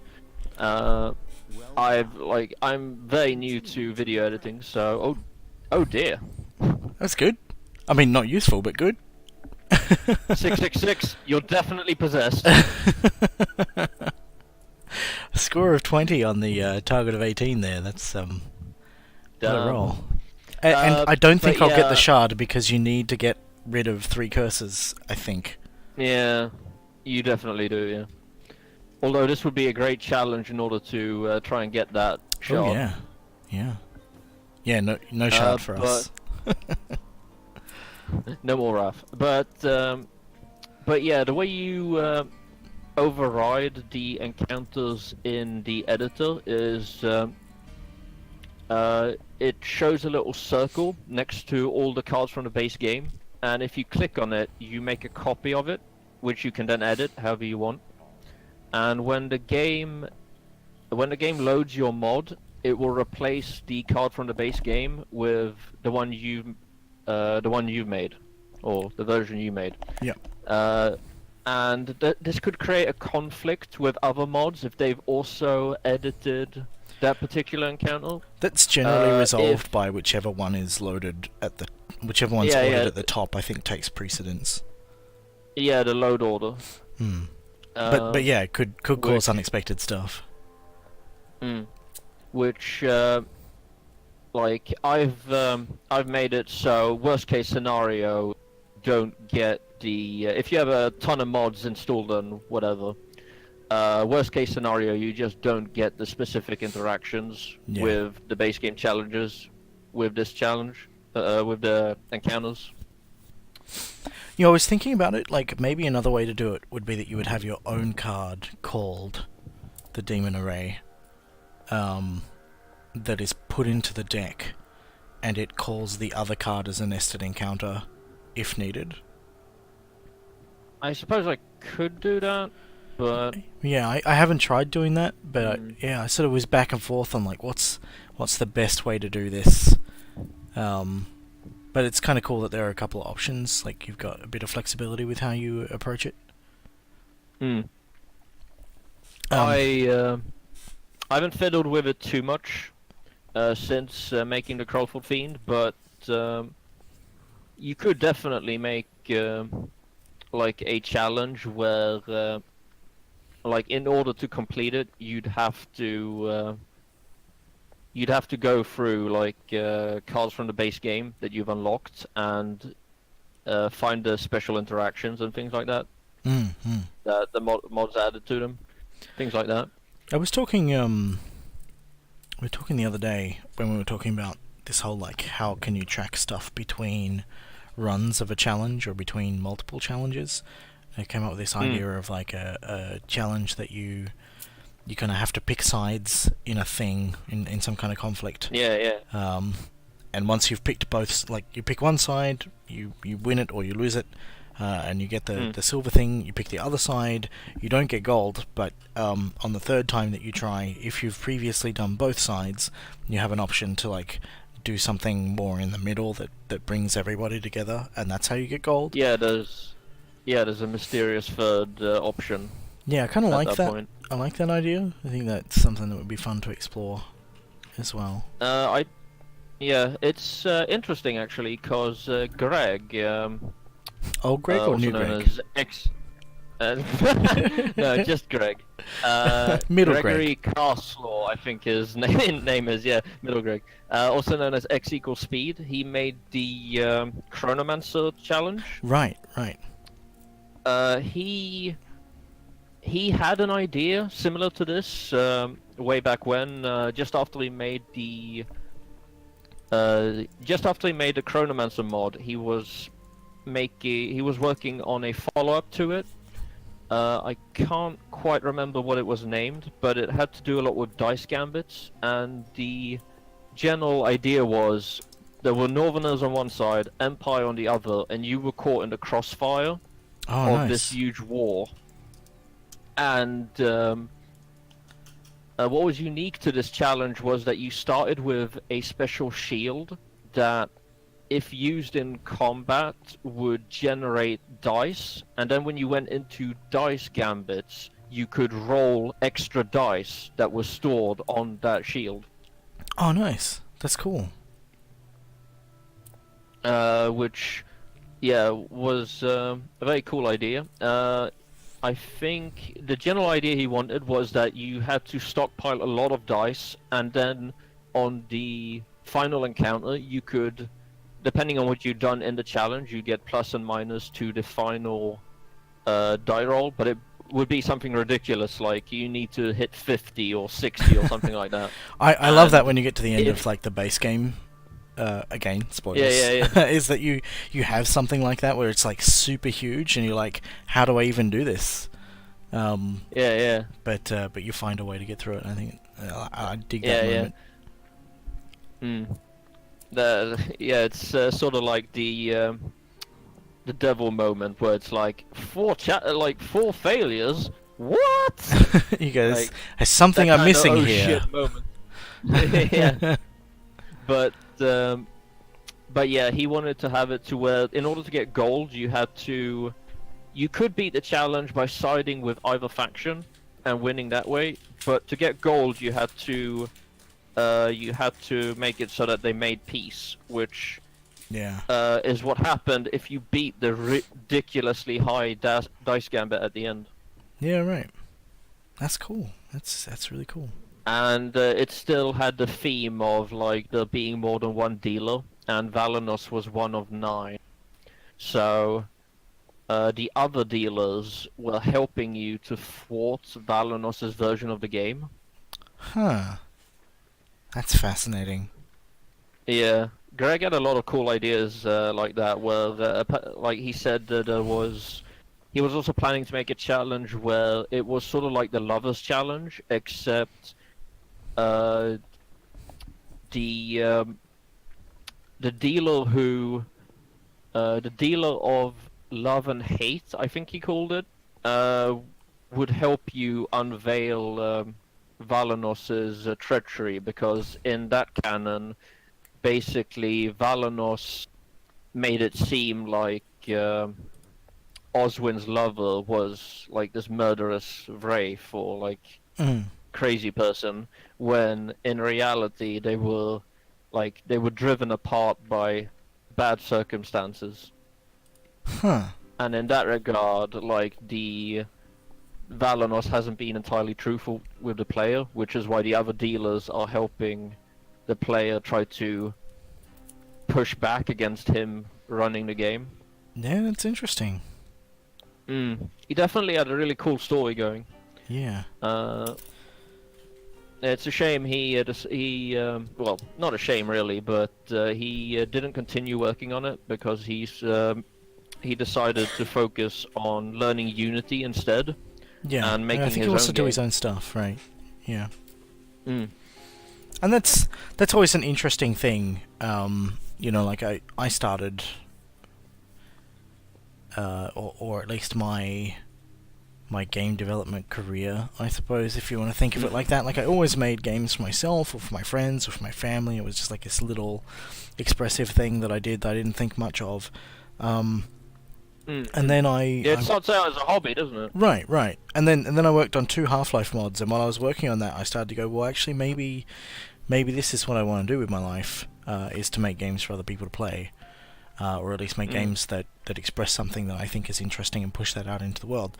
And so, I spent many years working on those 2 Half-Life mods. Only one of them got released.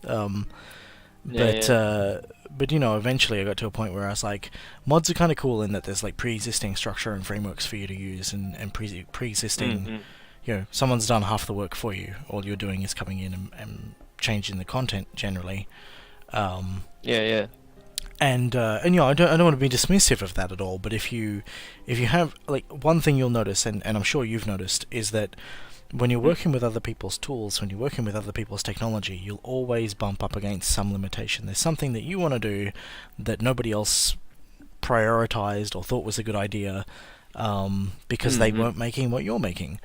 And that's fine. There's nothing wrong with that situation. There's nothing wrong with you wanting to do stuff that hasn't been exposed by the tools. There's nothing wrong with the developers not exposing that because it didn't match where they were heading.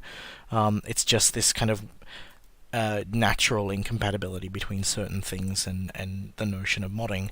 And I think at that point, that's usually the step where you go, you know what, I think I'm going to strike out on my own. I'm going to make my own thing that I can control myself. And I do that as well. Like I've made games using other engines. I'm making my own engine at the moment as well.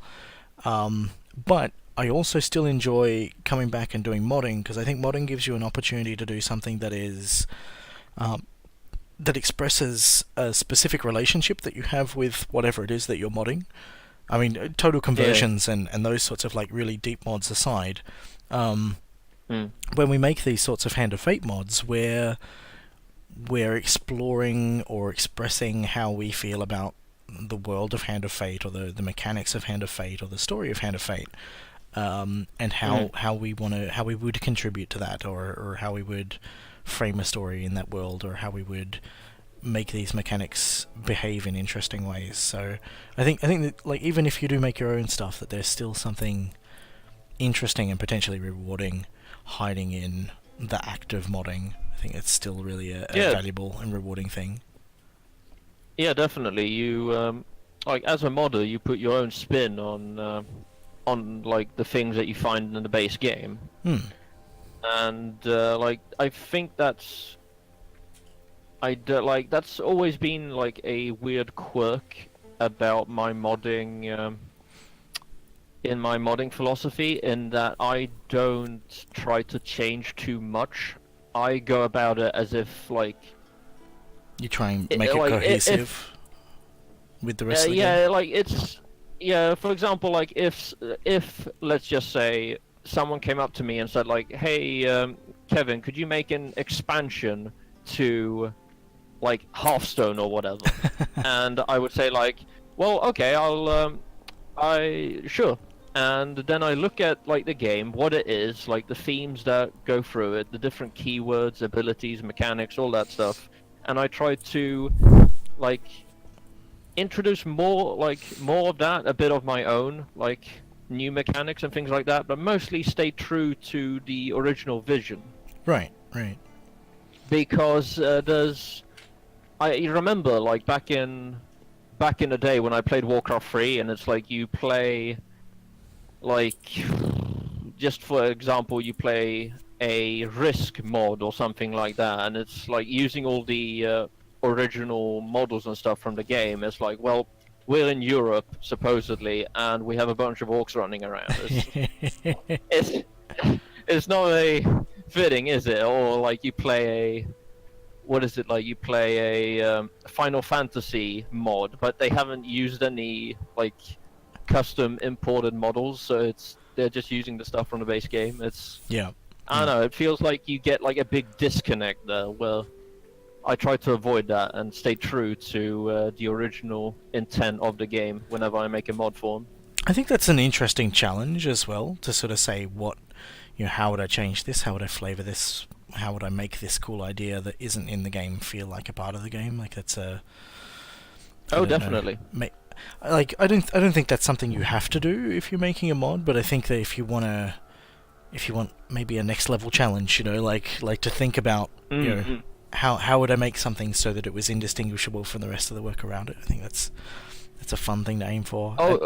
And I had to do that with Ruben a bunch as well. Like, that was stories from things that happened in my life that clearly did not take place with claw trolls and and so forth. How could I flavor them in a way that made them feel like they could fit in this world, in this universe? And I think it definitely sits separately from, it's not anywhere near as cohesive with the rest of the universe as, say, Crullford Fiend is, but it was still nice to just put a different spin on it and approach it in a sort of more abstract way. It is definitely, like, a really rewarding challenge to go through, though. In that someone else has set in place all the guidelines of the design, and then you try to color within the lines, so to speak. Just try to follow through, like, create something using these guidelines. Like, first you have to identify the guidelines as such, and then, like, create your own content within them. Yeah. And I think maybe that's why you often end up butting up against the limitations of mod tools or whatever, is that if you're using the existing game as a starting point and you want to do something that feels new or exciting in the way that the original game felt new and exciting when you first played, you clearly need something that is beyond what's already happening. But So this time we find Hetro engaged in conversation with the owner of the tavern, a round man with a large beard. When he notices you, the man gives you a wary nod before leaving the room. Hetro looks at you as you approach. Any luck, adventurer? She asks, clearly hoping for good news. The news you give seems to put her concerns mostly to rest. We have most of the components we need then. Whether or not we get the last one, we will attempt the exorcism in a few days. Alright, so we're going to ask what happens if the exorcism fails.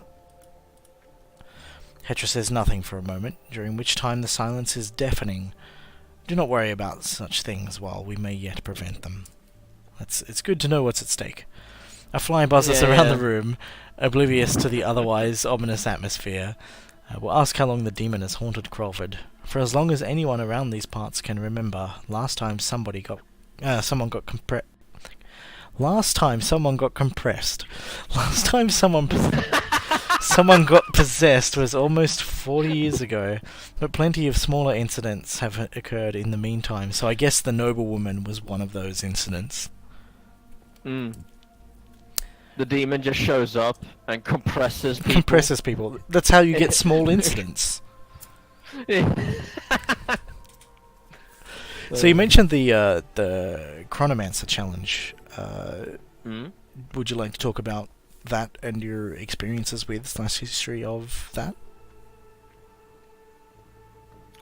You mean playing it or creating my updated version of it? Working on the updated version. It was interesting because I knew I knew from the start, just playing through the challenge, all the things I would change. Namely, to begin with, the challenge had no traits, so you were never sure what to actually bring to the challenge.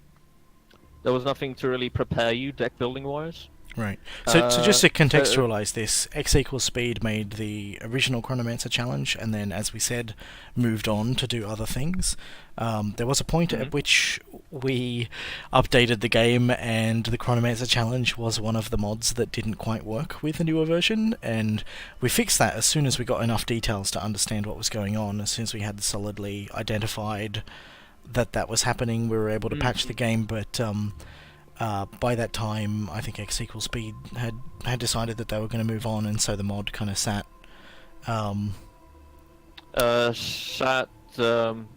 And gathered dust, essentially. Yeah. Because I think the thing that made it so the challenge was unplayable was that when you reach the end of the second floor, the game soft crashes. Right. I think that was because one of the dungeon layout settings was set to something it shouldn't be. Yeah, it was set to something it was set to something that worked fine prior to the endless mode update, and then after the endless mode update, that setting didn't work in the same context anymore. It was strange. I couldn't really wrap my head around why that didn't work, but simply just changing that was enough to get the mod playable again. Although there were a bunch of things that I personally thought would improve it, such as adding traits to the challenge so you know what you should be deck building around, as well as making some of the text clear, because some of the Greg was quite ambitious in the fact that he made a challenge that doesn't really... it's hard to explain, but it did a lot of meta things where... And mechanically it operates on a slightly different level from all the other challenges in the game. Yeah, exactly. You could start the challenge, get the rundown of the story, and then set out to do the challenge, and immediately you had failed to get the gold token. Wow. And the game would not tell you this, because the intended idea was that you play through the challenge 5 or 6 times, finding out every time a bit more about the story. Yeah. Which clashed somewhat with like the challenges from the base game, where challenges don't really require you to play them multiple times in order to have a shot at getting the gold token. I think Devil obviously is the exception there, and I think maybe Justice as well, because there are people who like. I mean, you can get it, but to have the knowledge that you need to be able to get it, you know, you gotta have played through at least once to know that you need to have enough soldiers to. Yeah. To deal with the thing. Like I'm trying to remember. Yeah, there were a bunch of encounters in the Chronomancer that in my updated version I've made the text cleaner, or I've specified that this thing just happened, or this is what's going to happen if you choose this option. I think especially if there's a lot going on as well, that it's important to make sure that there's the right amount of feedback for players to understand, otherwise everything just feels like it's random. Yeah, there was particularly one dice gambit that I'm trying to remember now. I think the target was 50, I believe. Obviously, you're not going to reach that with just 3 dice.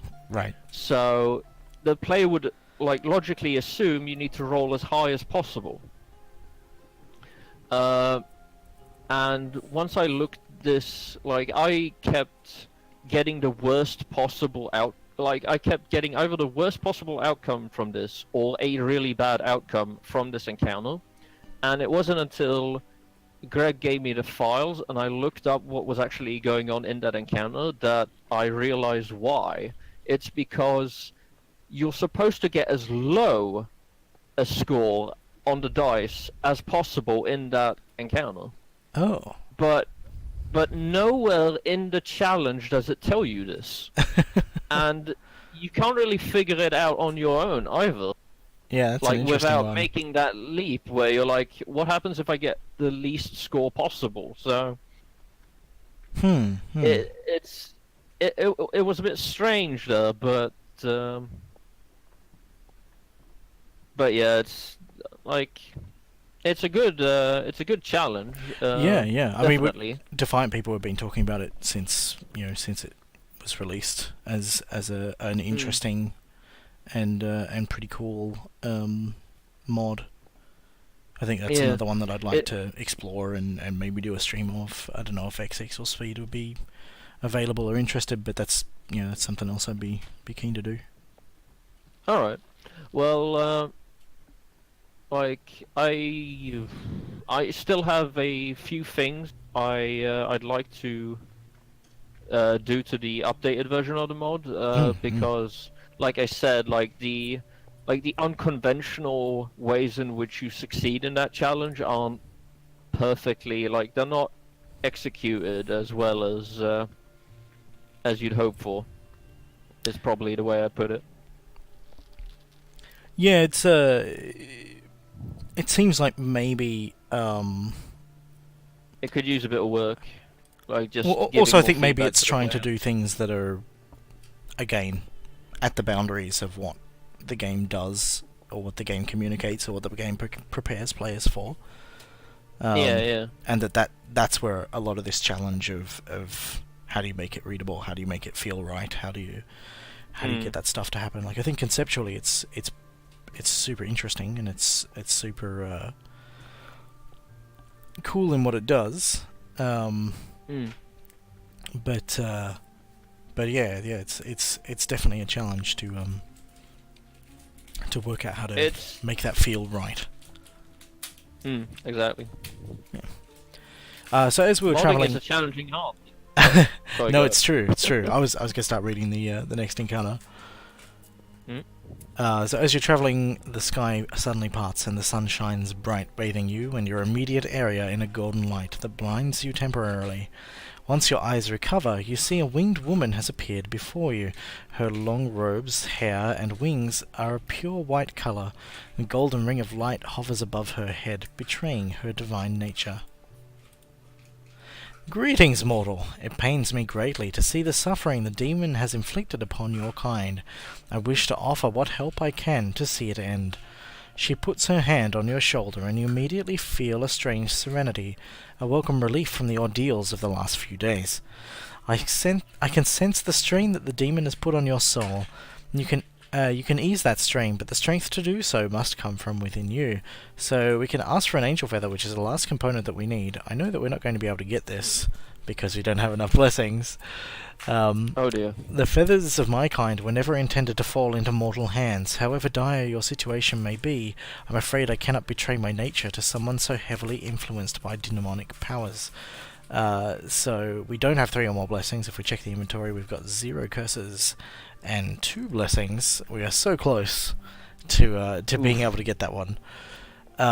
We can threaten the angel, which I think would probably be a bad idea at this point. We can't really ask about curse removal, but we can ask to be blessed, so let's do that.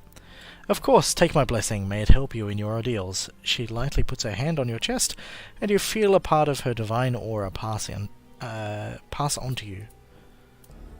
We got Allies' Determination. Allies deal 20% more damage in combat. Was kind of hoping for Guardian Angel there, but... I'm trying to remember... I could have sworn I actually changed that to always give you Guardian Angel. Huh. Fit the theme of the encounter, but apparently that I must have not done that thing. Yeah. Either that or it's like not working. And they might be using a fallback. Either that or something. I mucked it up, yeah. Yeah, I don't know. That's the other thing, is sometimes you can have like weird edge cases that with something in the deck. Yeah, in Ruben, if you meet the mayor, you get some fame, because the mayor knows Ruben, and by association you become a little bit more famous. Yeah. I was giving you fame cards. Turns out that the fame cards that I was giving you are generated by the stuff with the shard update that gives you a supplies fame card. Yeah. And if you hadn't unlocked or activated the shard The game explodes. add-on, the game just hangs. It doesn't know what to do. I was like, what is going on? Actually, no, sorry. It just says there are no fame cards available in the deck. And I was like, what? Oh, okay. Yeah. With that, she takes a step back and flutters into the air. Go now, mortal. Find the strength within you to deny the demon his terrible intentions. You thank her, and she disappears in a brief flash of golden light, after which you trudge onwards, your spirits lifted by your divine encounter. So this is another example of where I've got to make a choice about where I go, and I've got no curses. I want to make sure I have no curses when we get to the end. We'll probably talk about why in a minute. But whichever path I take, there's a chance that I'm going to miss the angel feather I need, or I'm going to expose myself to those curses that I don't want to get.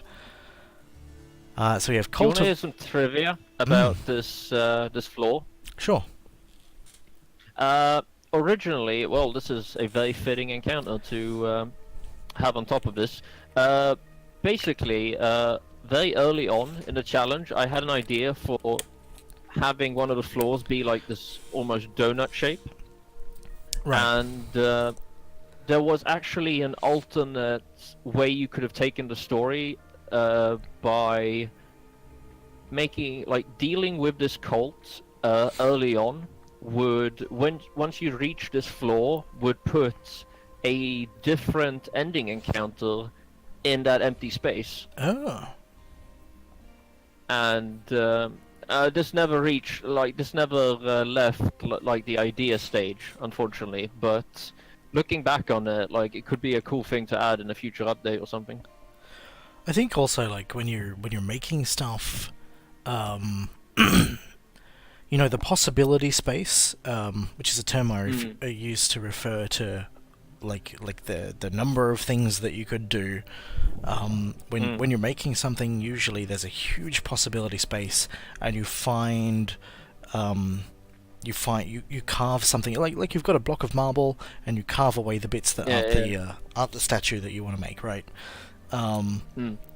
But that doesn't mean that the ideas that you set aside along the way, or the ones that you think aren't fitting with the thing that you want to make, it doesn't mean that they're not good ideas. It doesn't mean that they wouldn't work. It just means that they're not part of the thing that you end up making.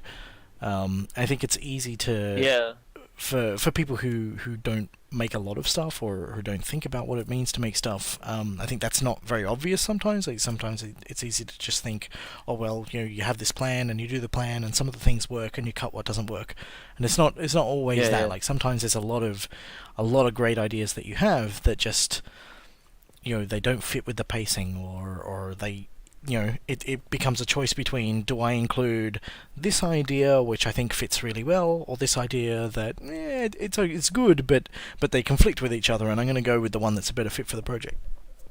Yeah, So you have to this be a lot, right? pragmatic in that approach to some extent, where the amount of ideas you have for the mod could be endless, but Yeah. the mod's only ever going to be able to accommodate this many implemented ideas. I had And maybe they don't. I was just gonna say, I had it like Frodo, the dog that Ruben is based on, did a Yeah. lot more stuff than I covered with individual encounters in the chain.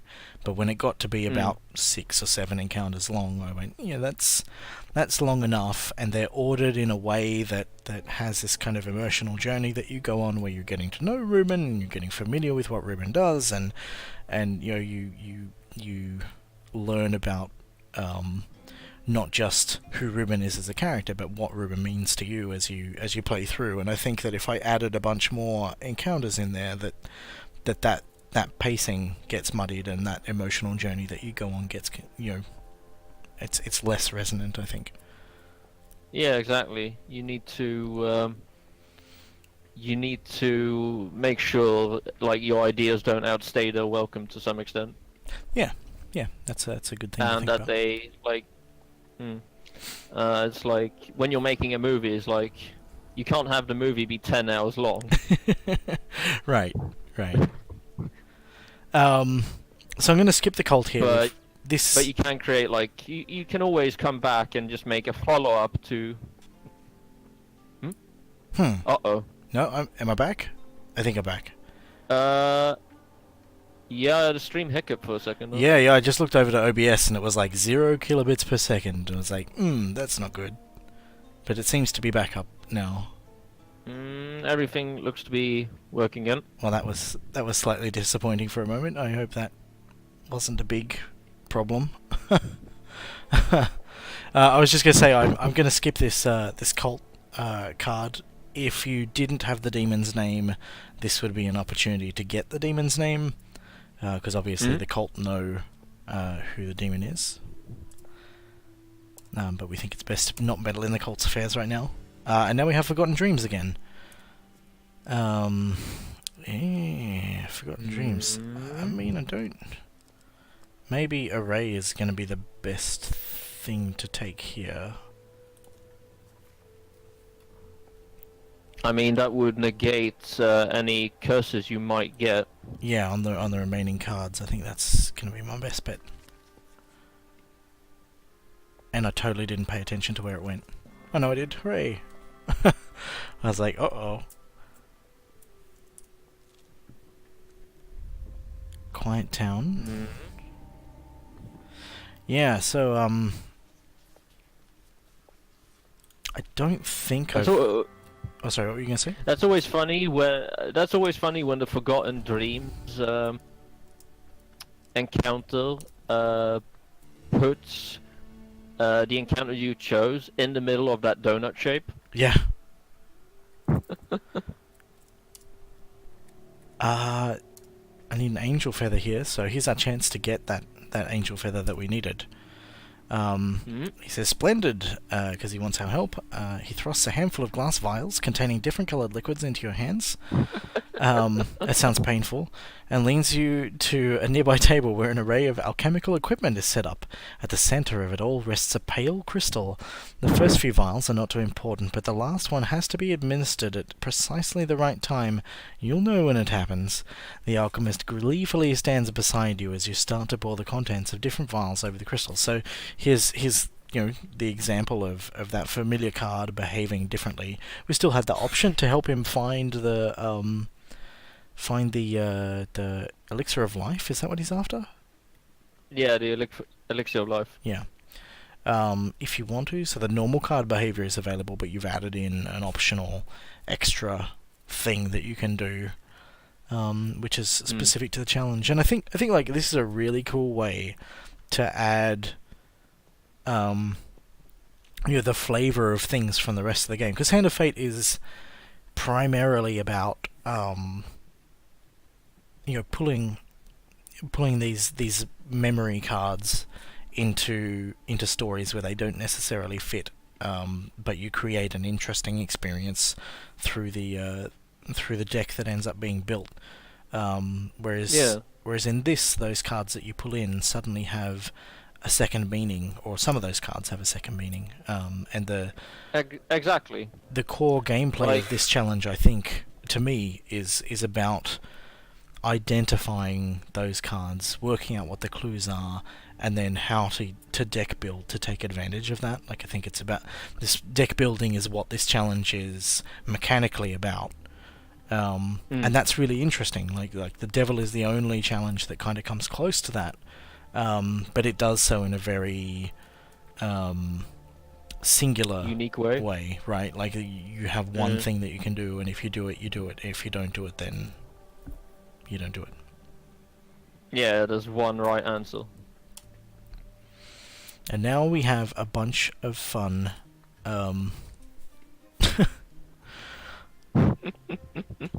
These are lovely. Poorly done. Have you played much of Outlands and Outsiders? What was that? Have you played much of the Outlands and Outsiders mod? Have you played any of Hubie's companion chain? I've played the first encounter in Hubie's chain, and I've played the cartographer challenge. Yeah, I think half a dozen times. There's a in Hubie's quest line, there's a bit where you play, that game where you have a knife and you've got to like stab between all of your fingers. Oh, yeah. So you're meant to. I think he calls it the stabby hands game or something like that. But it's a precision gambit with 5 red zones and 4 gold zones that move beneath them. It's so nice. That's amazing. It's very nicely done. I really like it when there are like consciously designed things like that use like these abstract mechanical devices to convey some extra piece of texture or character or some narratively relevant element. I think that's really cool. In the Reuben challenge, I had you can find a treasure chest under the ocean, and there's a precision gambit for bringing it back up to the shore, and I tried to create that. It's got like 3 layers, and all of the elements in the layers are the same size, but they're offset from each other, so they sort of wash back and forward like this. Yeah, they look like waves. Yeah. That's what I was hoping for anyway. But I just love that notion of how can you make things feel resonant with the like conceptually resonant with what they're meant to be. Yeah, exactly.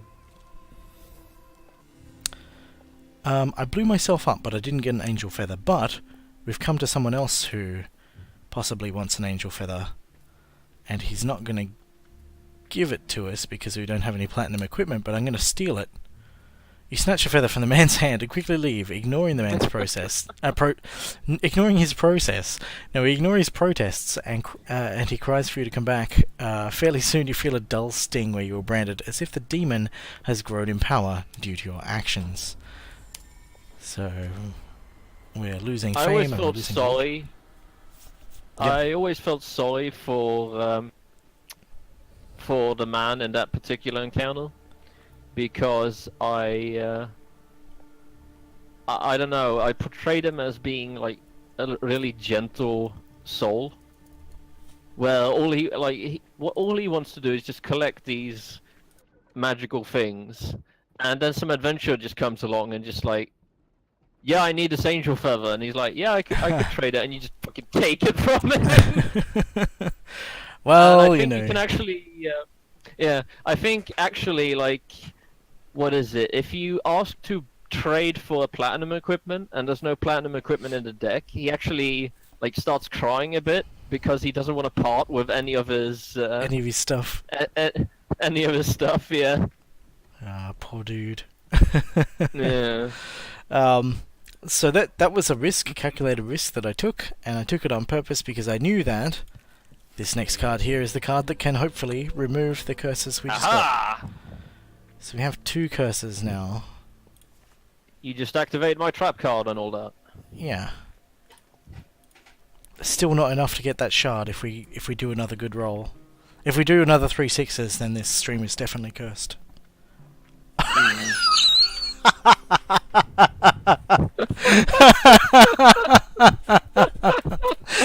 Stream's over, guys.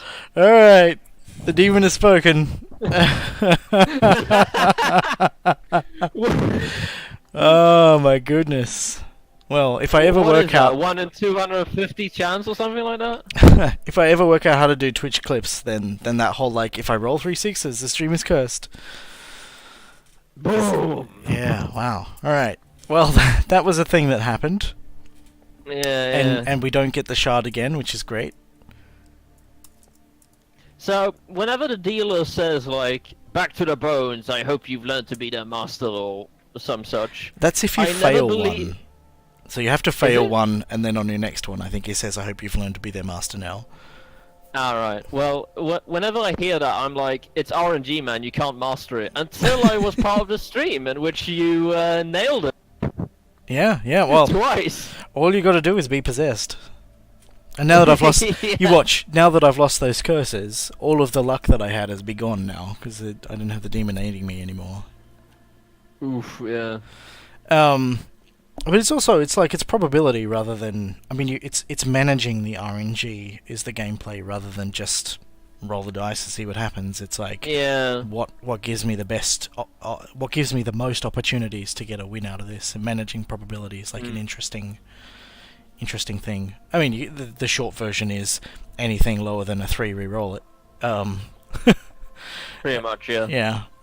But, you know, if you've got very specific requirements and you know that you might have a 4, but you can't win without that also being more than a 4, then, you know, obviously you re-roll the minimum required to get what you need. It's planning around the lack of control you have over Exactly. the mid-game. Yeah. More so than trying to control the mini-game. Yeah. And I think that's cool. Like, I like that. You watch Graveyard Yeah. Skirmish, we'll get a, we'll get a huge failure here and then we'll have a curse to deal with. See how well Come I on, can follow Skelly this. Bones. Ayy. Nice.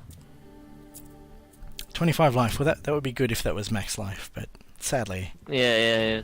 85 health. This is going to be fun. Mm. And I don't have any weapons either, so I was just like, it's rusty everything all the way. Oh dear. Yeah. So we return to the Martyr's Mug and begin the exorcism. I think we've explored everything we can explore. That last card is either going to be Northerners or the Village. I think. Let's double check. So there's Quiet Town. There's Graveyard Skirmish. So there's already 2. The third one might not be. I don't know. I think it's usually 2 per floor. No, it's completely random. Oh. In that regard, but there's 2 of each of them. I couldn't actually work out a way to get the deck to deal 2 of them per floor. Oh. I probably could do it if I went back and had a look at it again, but I think when I was possibly. I don't know. Maybe you could do it with that like stack of cards thing that we were talking about, and then you make sure that the one you want is on top. Maybe, I don't know, but that would look weird when the card comes off the table and there's another card down there. Yeah. I'm not going to risk it because we got no curses, and no curses is good Yeah, curses. exactly. Why tempt fate? Yeah, I mean, I've already gotten 3/6s a couple of times and have been nailing those very hard chance card gambits. I don't want to push my luck. Yeah. You find Hetra setting candles on a lone table in the middle of the common room. The fireplace has been put out and the atmosphere is one of grave silence. We will begin as soon as you are ready, traveller. Make sure that you are well rested. You will need all of your strength for this. I've got 85% of my strength. I hope that'll be enough. Finally, after... Yeah. You're not sure? If you're at lower than your maximum life, this encounter heals you to full. Oh, it does? Otherwise, otherwise it would quite possibly be nigh on impossible, because you would get here with 5 life, and then you are guaranteed to draw...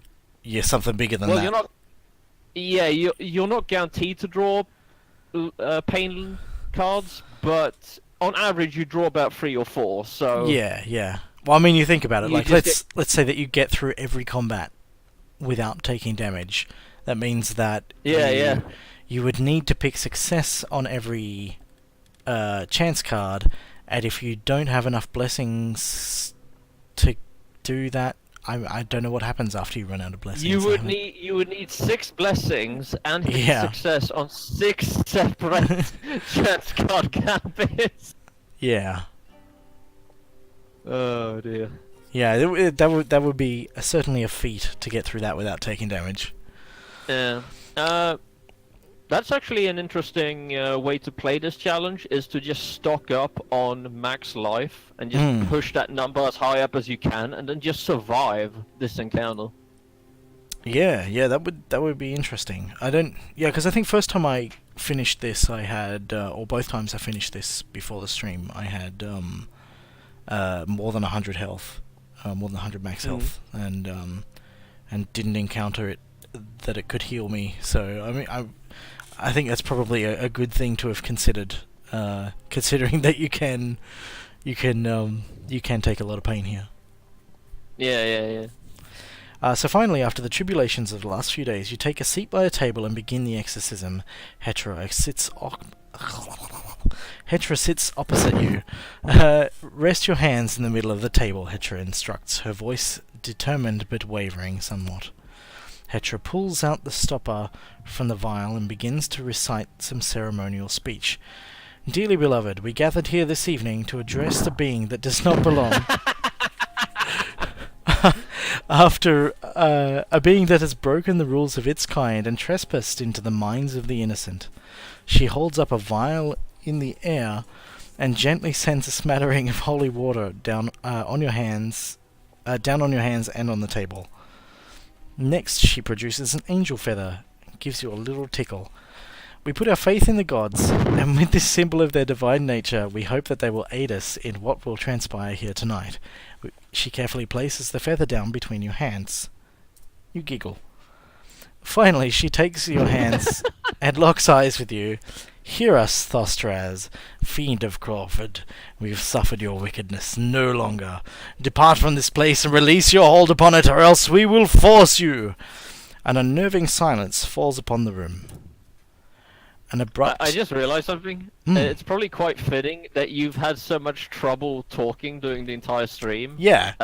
Following the theme of you being possessed by a demon. I'm a method game player. Yeah. You have to get into the roleplay aspect. Exactly. Of the Exactly. It's a performance. Yeah. This is totally on purpose.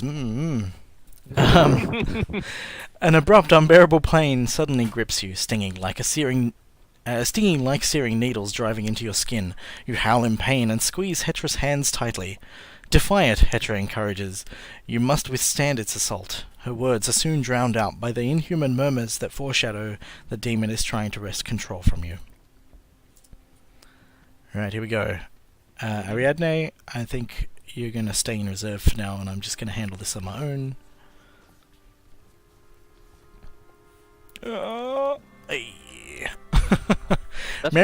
That's actually one thing I've been thinking about is having your companion come back at key points in this encounter because there's so many gambits. Right. Yeah, because that's the thing. I'm like, providing I get to where I want to be, I really want her in combat.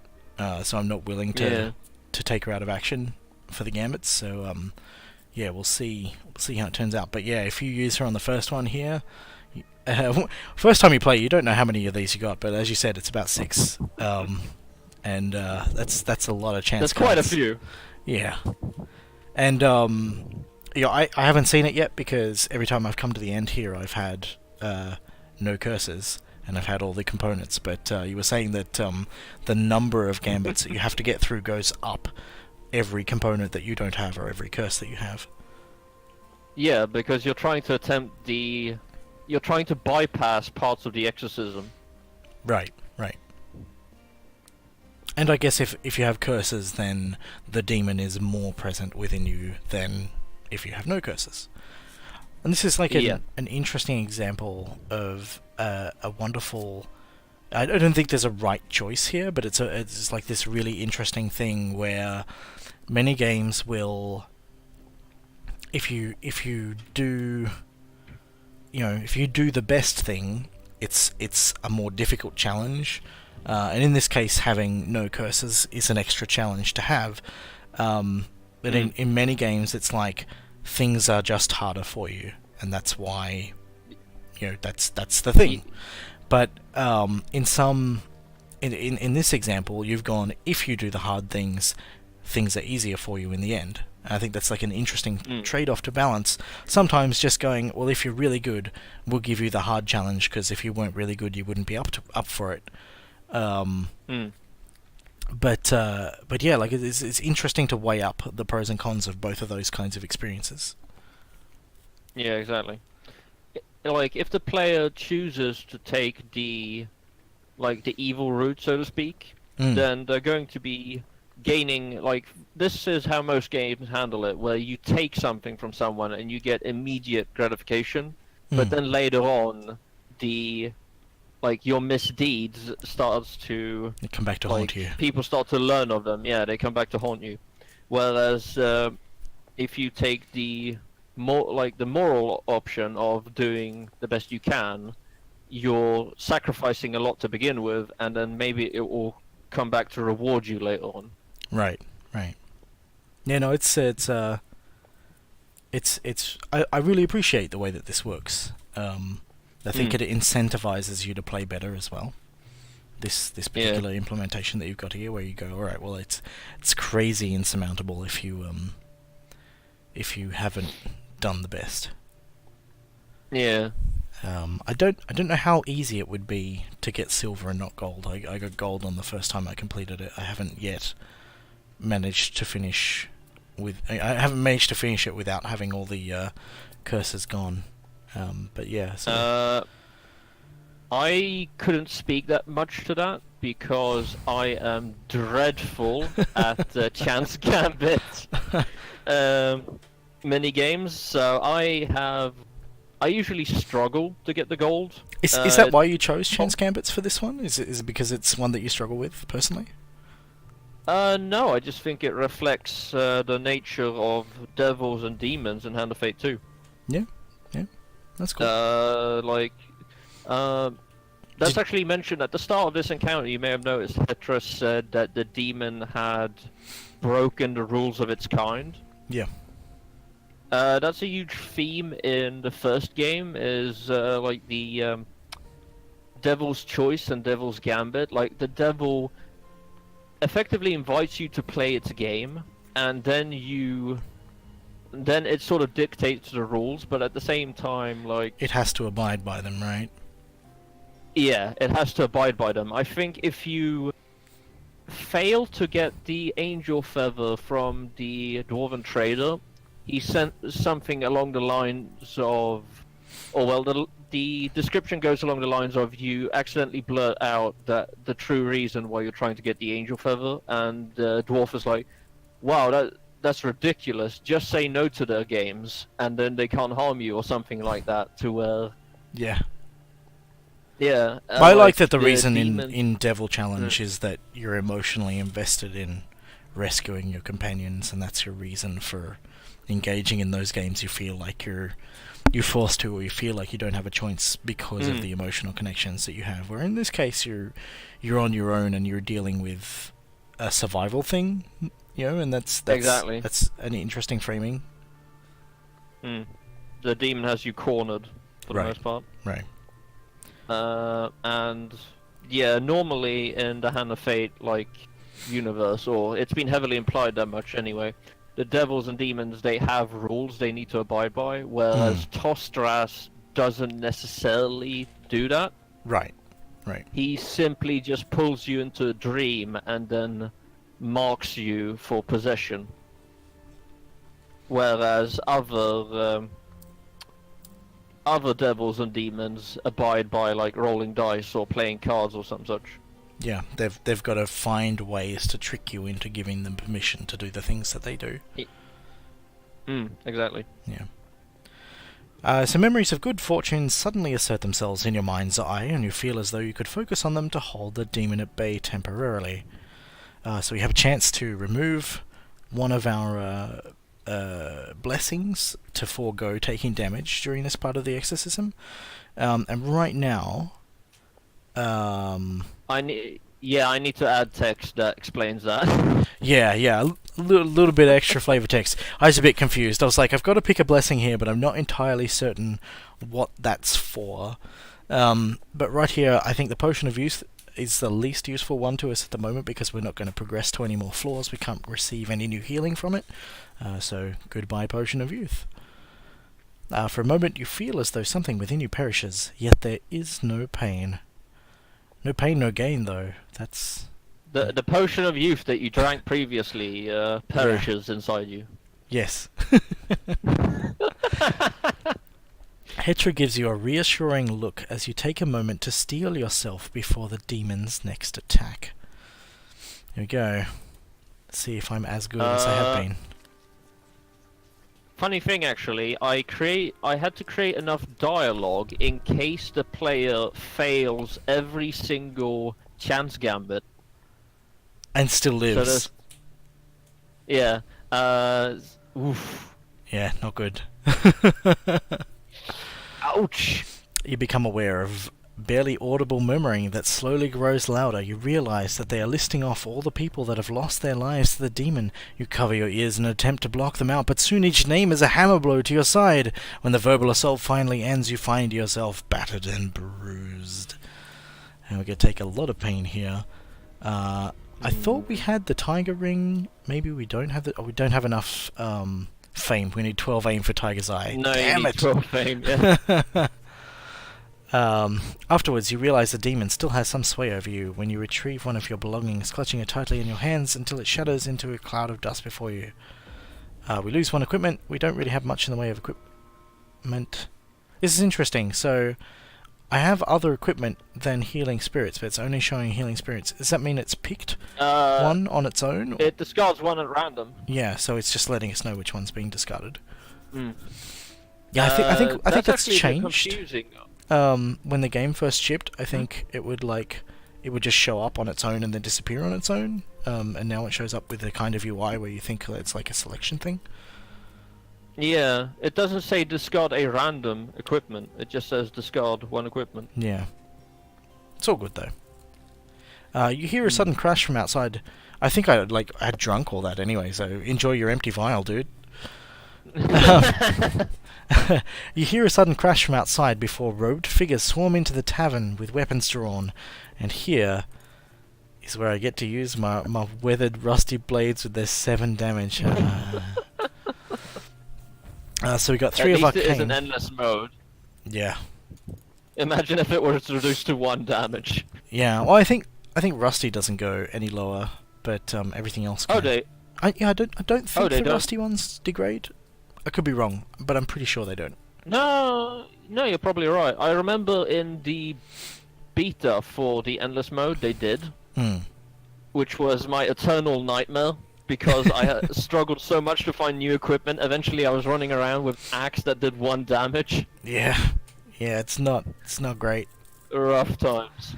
But I mean, it's designed in a way that's meant to make it so that the weapons are worthless to you, so that you're more likely to get rid of them and get new fresh stuff. But it can be difficult to embrace that when the rest of the game normally encourages you to keep everything. Exactly. But it's all good. So we've got anarchists here, which I think, thinking about it a bit more, I'm going to go with the axe.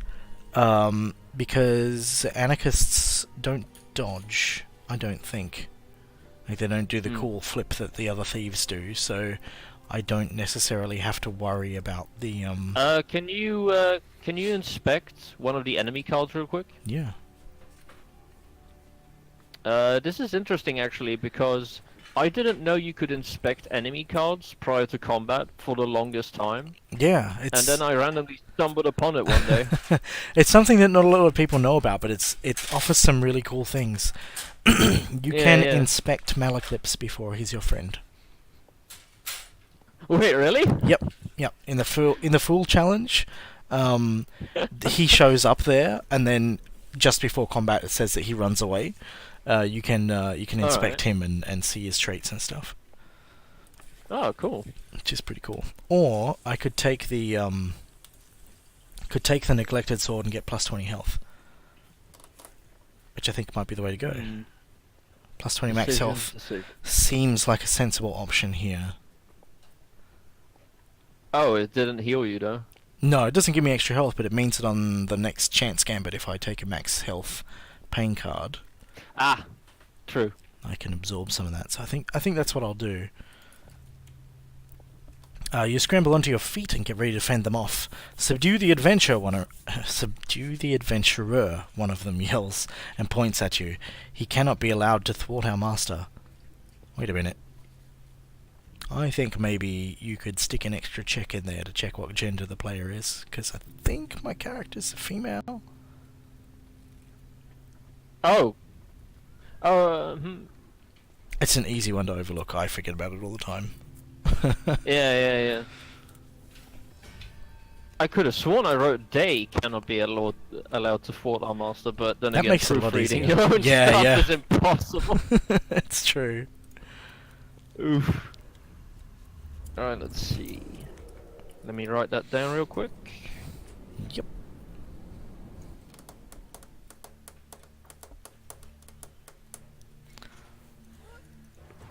One thing I don't like about Ari is she has a animation that she does at the start of the combat, which is they all do, but hers is really long, and you can't activate her ability until after she's finished. So you can't just press the button and run off. You gotta wait she for it to wastes be done. a few seconds taunting the enemy with her hammer. Yep.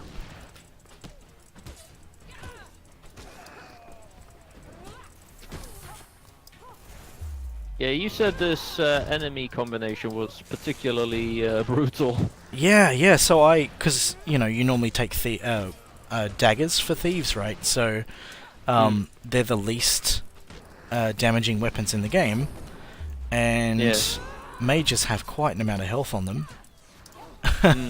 Oh goodness, this took a whole bunch of damage there. Not good. And it also becomes quite crazy when the enemies cover half the arena in AoE. Yeah, because all of these are area denial enemies.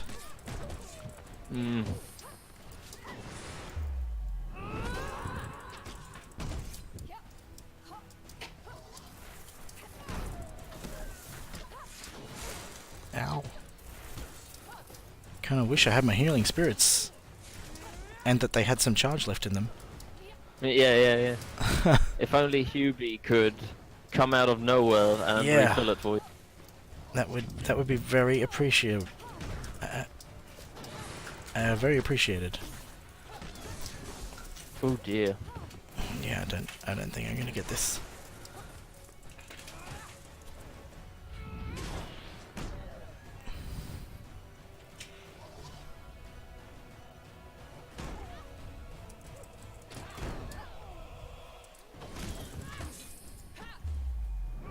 No.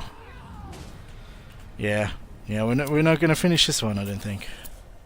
Which is sad, but what do you do? Your best shot, though. Yeah. I remember once I beat the challenge with 2 life remaining. Ah, nice. With your foes dealt with, you sit back down at the table and brace yourself for the demon's next attack. You just wipe all the blood off your arms and sword and stuff, and you sit down. You're like, right, where were we? Right, where were we in this game of D&D? We were doing an exorcism, right? Right, yeah. Oops. Control of your body leaves you, and you can only watch as one of your arms reaches over one of the candles and bursts into flames. Oh. With the help of Hetra, you manage to put the fire out quickly, but your arm is decisively worse for wear. 10 life down. 10 max life. You watch me get that 10 max life back. Maybe. Oh no, that doesn't work. I was like, I take off the sword, but that costs us 20, and then put the sword back, but we still only got 20, so it's all good. Afterwards, you realize the demon still has some sway over you when you retrieve one of your belongings. Clutching it tightly in your hands, it turns into a cloud of dust before you. I've lost our Imperial armor, which means everything's going to do one more shuffle. Good times. Oof. You retrieve your entire set of armor and clutch it in your hands, dissolving it into dust. You feel a strange pain spread in your chest as you realize there is no air in your lungs. You gasp for air, only for the pain to grow worse. Hetra moves to your side, but can do little other than watch you suffocate, until finally the air returns to your lungs. The pain in your chest, however, lingers on. 10 life, down to 7. 10 max life, down to 55. Oh, it's gonna be close. Shouting from outside the tavern alerts you to another wave of cultists. By the time they enter the room, you stand with your weapon drawn.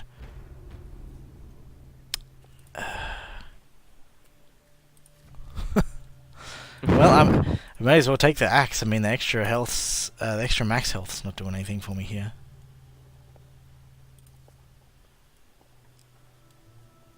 Yeah, my next encounter isn't going to be... Well, my next challenge isn't going to be nearly as brutal as this one turned out. I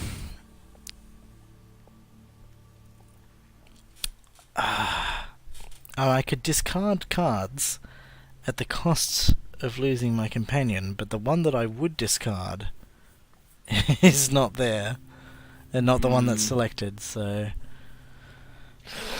it's a tough choice. But I think we'll see how we go. You still have 1 combat left after this one. Yeah, it's 3 all up, right? Or 4 if you. And then if you're going for the gold token, you have even more ahead of you. I did very poorly.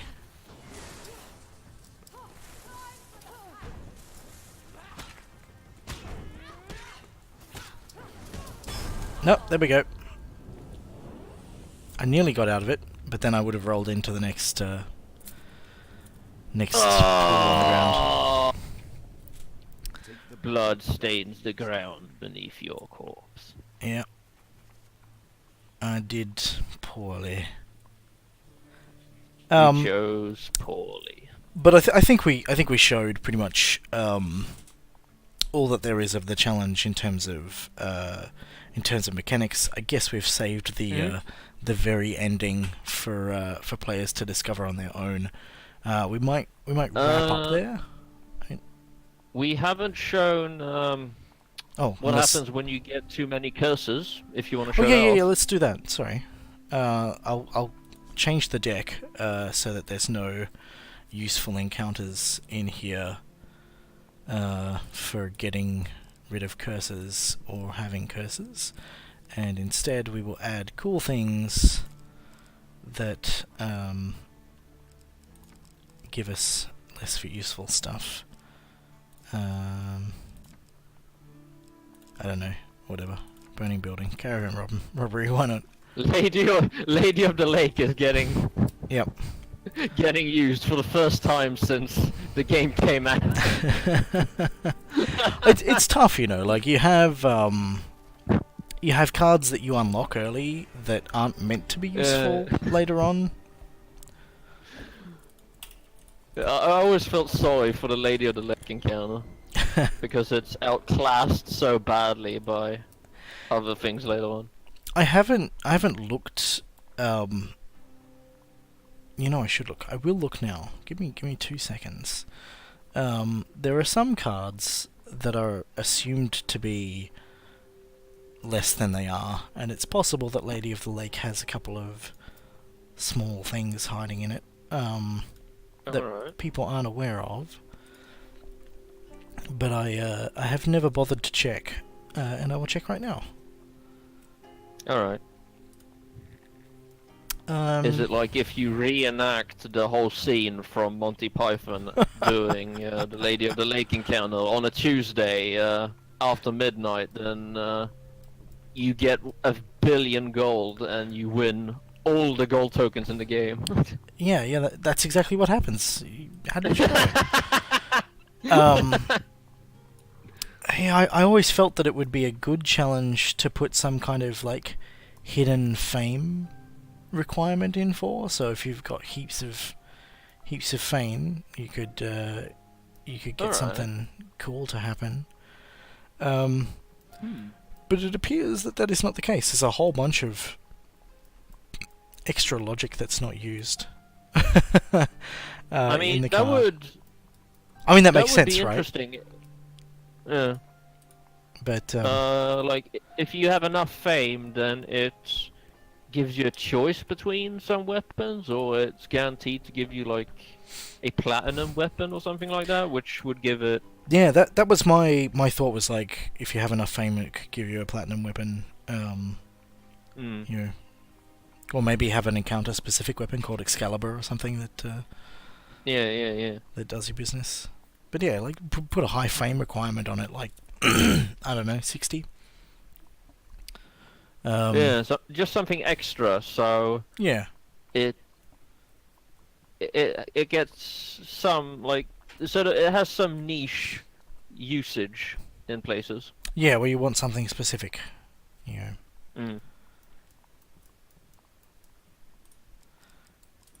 Yeah, so we're after curses now, so Ari's gonna help.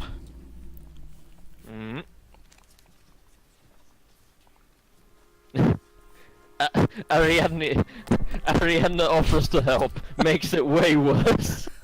And I picked the success. Why hasn't why? Oh my god! I'm too good. You had one job. I jeez. have one job. Oh lord. No, it's good. Oh, you can get. Can you get a curse from that? Oh. Yeah, you can. If you fail to steal, then they curse you on the way out. Oh, right. It's time to fight some skeletons. Skeletons.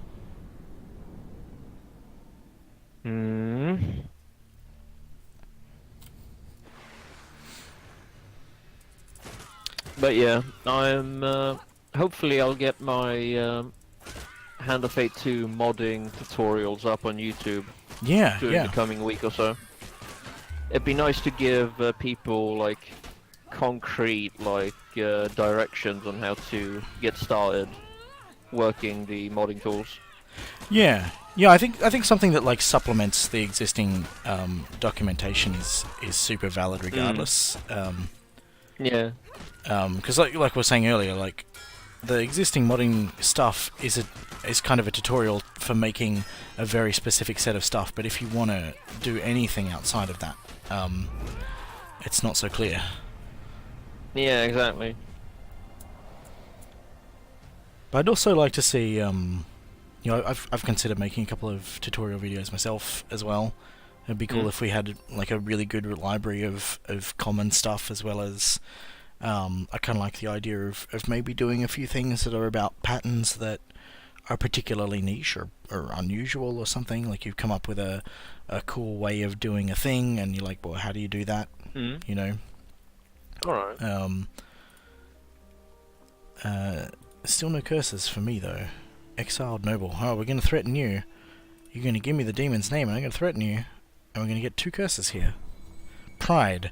Discard artifact helm or ring every 5 encounters. Lose 5 life every 3 encounters. Death's Garden. Hello, he says, waving you through. I never understood the deal with Death's Garden. It's incredibly ominous of an encounter. And yet, you get food and then you leave. Yeah, I think it's interesting. If you look at, you can open it up in the editor and see all the different paths. There are a couple things that it does the first 1 or 2 times that it skips over when you're familiar with it. But I think the idea is meant to be that there's, you've got this very ominous figure who has a life outside of reaping souls, and is also, he's got this garden that he nurtures and likes and cares for, and gives you a little skeletal wave as you leave. I dig that. Oh, okay. It's kind of cute. Yeah, he's really a nice guy on the side. Yeah. Right, we're demanding holy water from Saint Marissa. Not only is she, she's like turned everybody into zombies, she's also got adventurers poking swords at her. Ignoring your... threatening her, asking for holy water. Yeah, ignoring her pleas, you demand that she give you holy water. She looks stunned for a moment before retrieving a small vial of glowing water from her pack.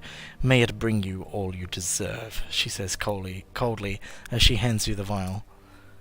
As you leave, you feel a dull sting where you were branded, as if the demon has grown in power due to your actions.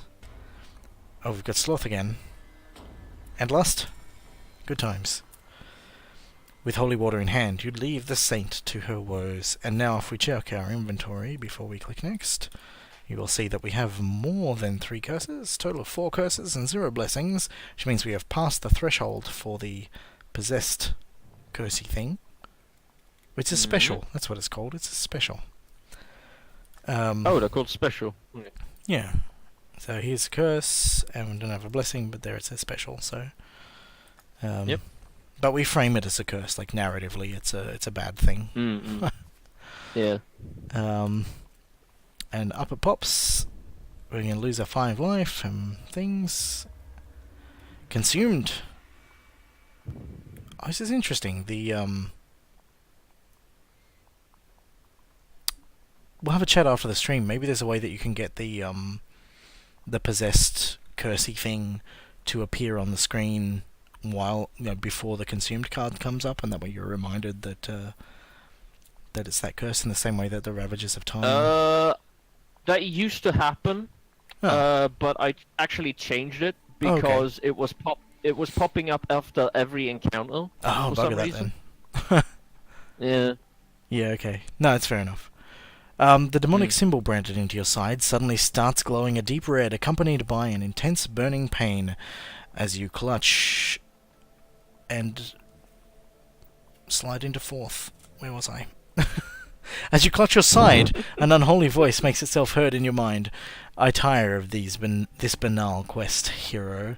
The time has come for your weak flesh to serve a greater purpose. Mine! Without warning, the pain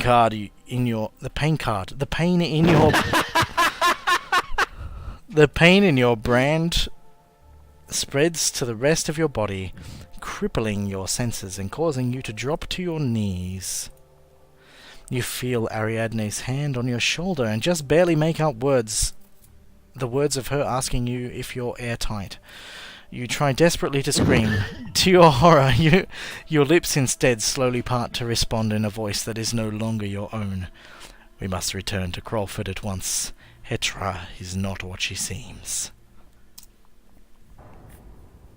Challenge failed! Rip. But it's funny because depending on which I have companion specific dialogue for the consumed encounter. Yeah. As well as if you have no companion with you at that point, you get different dialogue. So if they're disabled or out of action or dead, if they happen to be a companion that dies. That's cool. Yeah. companions can't die. That's ridiculous. No. Your companions. Why would No, companions no. ever die? It's a silly thing. Mm. So we might take a bit of a look at the equipment and encounters that you've offered players. Is there anything particularly in here? I haven't looked at what they are. I haven't had a chance to find out what they do. Is there anything that you think is particularly interesting or worth talking about? Well, I could give you a quick rundown of each one. Sure. The Martius band is pretty interesting. It draws you a gain card at the start of each floor for each curse you have. Huh. So if you have 4 curses, for example, every time you reach a new floor, you'll draw 4 gain cards, which sort of now it combos quite well with the Last Hope, I think it's called. The sword that is buffed based on your amount of curses. So we're actually reaching like an archetype or build now where that could actually work. Where stocking up on a lot of curses might be a good idea to some extent. Yeah. I have a half-finished chain called the A Dark Rite, I think it is, where it's all about all about balancing blessings and curses and embracing the notion that curses are useful. All right. But yeah, that was the Martyrs band. Then it's the Saints robes, I think it's called. The Saints robes draws you a makes you turn people into zombies. yeah. No. It at the start of each floor, if you have less than 2 blessings, you draw a blessing. Okay, that's cool. So it sort of establishes a threshold of blessings that you will have at any given time. Yeah. Which, my idea behind this one is it could be, one, it's incredibly useful in the High Priestess challenge. Right. If you somehow don't already have 2 blessings at the end of the first floor, anyway. Do you lose blessings if you discard it? No, they stay. Okay.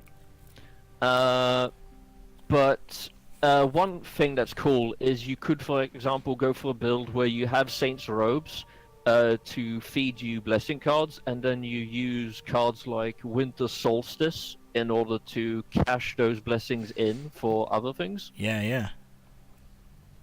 So that, like, I wanted to have more things happen with the Saints robes. The problem is I haven't been able to find a way to unmarry the other ability that the what are they called? What's the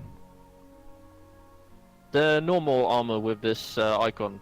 I can't remember what it's called. Oh, it's I want to say Saints robes, but it's not Saints robes. It's it's like a actually, I've got the editor tools up. I'll look for it. It's called Seraphim's robes in the editor, but they're not called that in game. It is? Yeah, it is. So in the editor, it's called, what's the title? Pious robes. I knew it started with P. I'm like, it's not pilgrim's robes. It's something else. No, it's, but yeah, pious robes, I think, gives you take less damage from corrupted. I was going to replace that ability as well because it made the 2 cards a bit too similar. However, I couldn't find a way to do that with the editor in its current state. I think you have to actually go into the code for the... Yeah, I think you mentioned something about this. You have to go into the code for the model itself. Yeah. And fix that. It's a bit too fiddly at the moment. Yeah, I've been thinking about ways to get around this and what kind of options we've got available with the modding tools. I've got some ideas. I'm going to have a chat with James and Anthony and see if we can come up with something helpful that might be useful there. But I can't promise anything. It's always tricky to know how much time and effort is the right amount to spend on these things. Yeah. Yeah. Well, hopefully, like as awareness for the modding tools goes up, and like the accessibility for it improves, then hopefully we'll get some sort of community going. Yeah, and like I've mentioned it before. I think it would be lovely if we could get some kind of community-maintained wiki up and happening, which we could link to our tutorials in, or we could link to our streams, or we could store useful knowledge in a more kind of permanent and accessible place. But I think also we can probably mention that there are a couple of updates to the game coming that are going to make modding a bit more accessible. We've been doing the modding spotlights to help draw attention to people's work. We're thinking about ways that we can try and make modding feel more rewarding or feel more exciting, and hopefully that's going to have a big impact as well. Yeah. Alright, the Shield of Faith. If I remember correctly, its main ability is that its defense increases in combat based on how many blessings you have. Okay. So as you can tell, like the whole theme around this mod was blessings and curses, to where even the there's a challenge itself which has that theme, and then the equipment and encounters you unlock afterwards also have some running like curse and blessing theme to them. Yeah. Which is cool. I just had an idea for a cool companion, which I'm gonna just jot down in my notes while we're talking here. I like the idea of a companion that is a possessed weapon. Oh, okay. So, like, you effectively go into combat with no companion, but you have a weapon that talks at you and does a bit of extra damage or whatever. Ooh, that'd be cool. Yeah. But yeah, the possessed axe is a very badly statted weapon that when you've done enough when you've done enough finishes with it, the possessed axe gets discarded, and you encounter you encounter the person who was stuck in the axe, and they reward you. Oh, that's cool. I like that. Then the last equipment is Kragos's Resolve. Yeah. I think it is.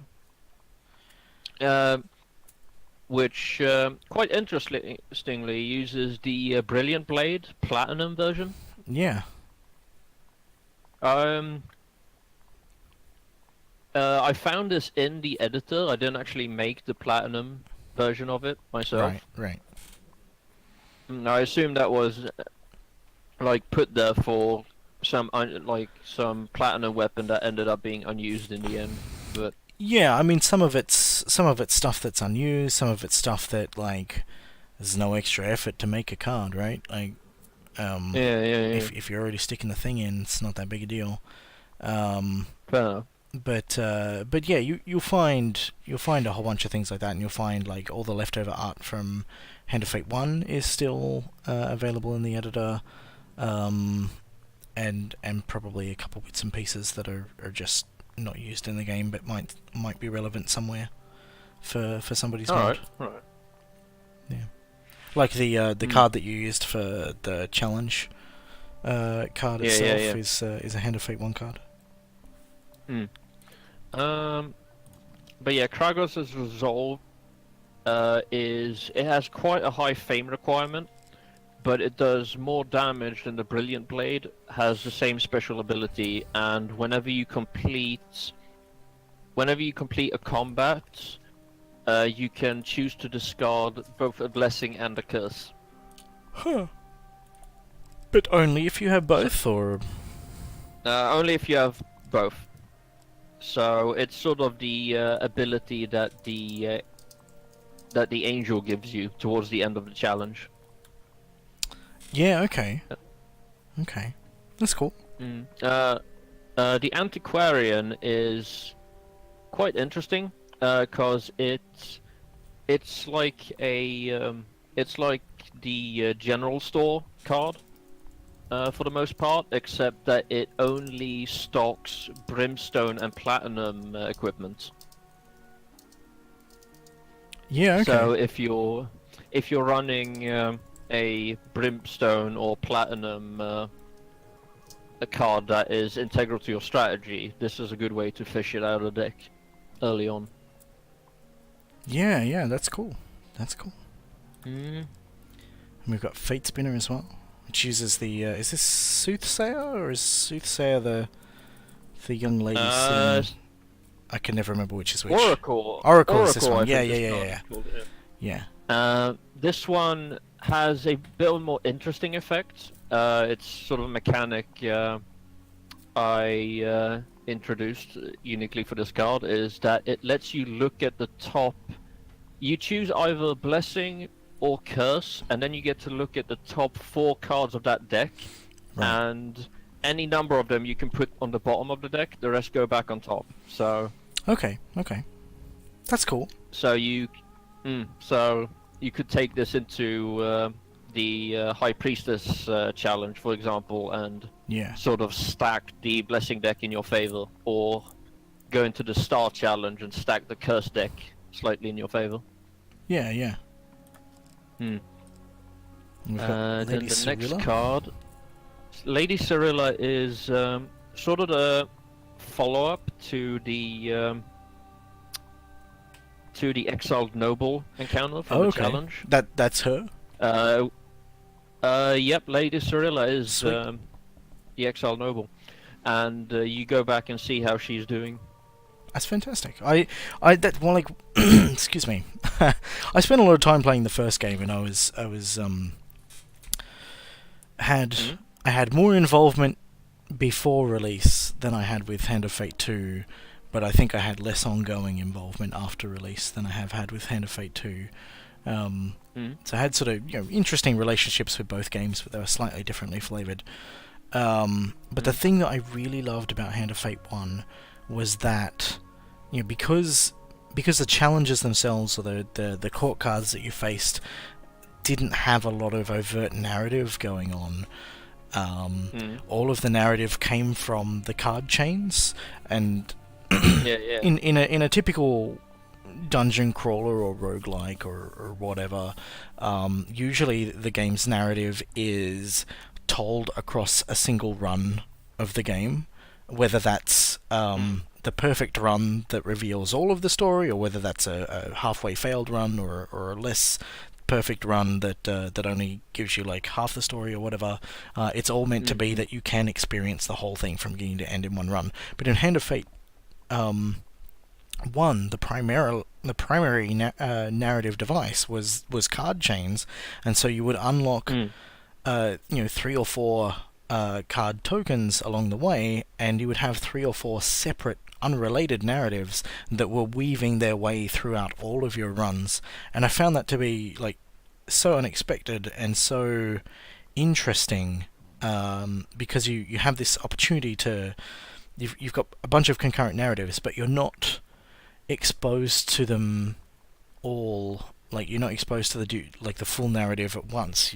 It's spread across a lot of time, and each individual beat has more time to sink in. You're there, and you're having dreams in a tavern of a ghost who comes to warn you about a problem, or is sad or something, and like you learn a little bit more about this ghost every time. Maybe every 2 or 3 runs or something, you will learn a little bit more and discover what's going on.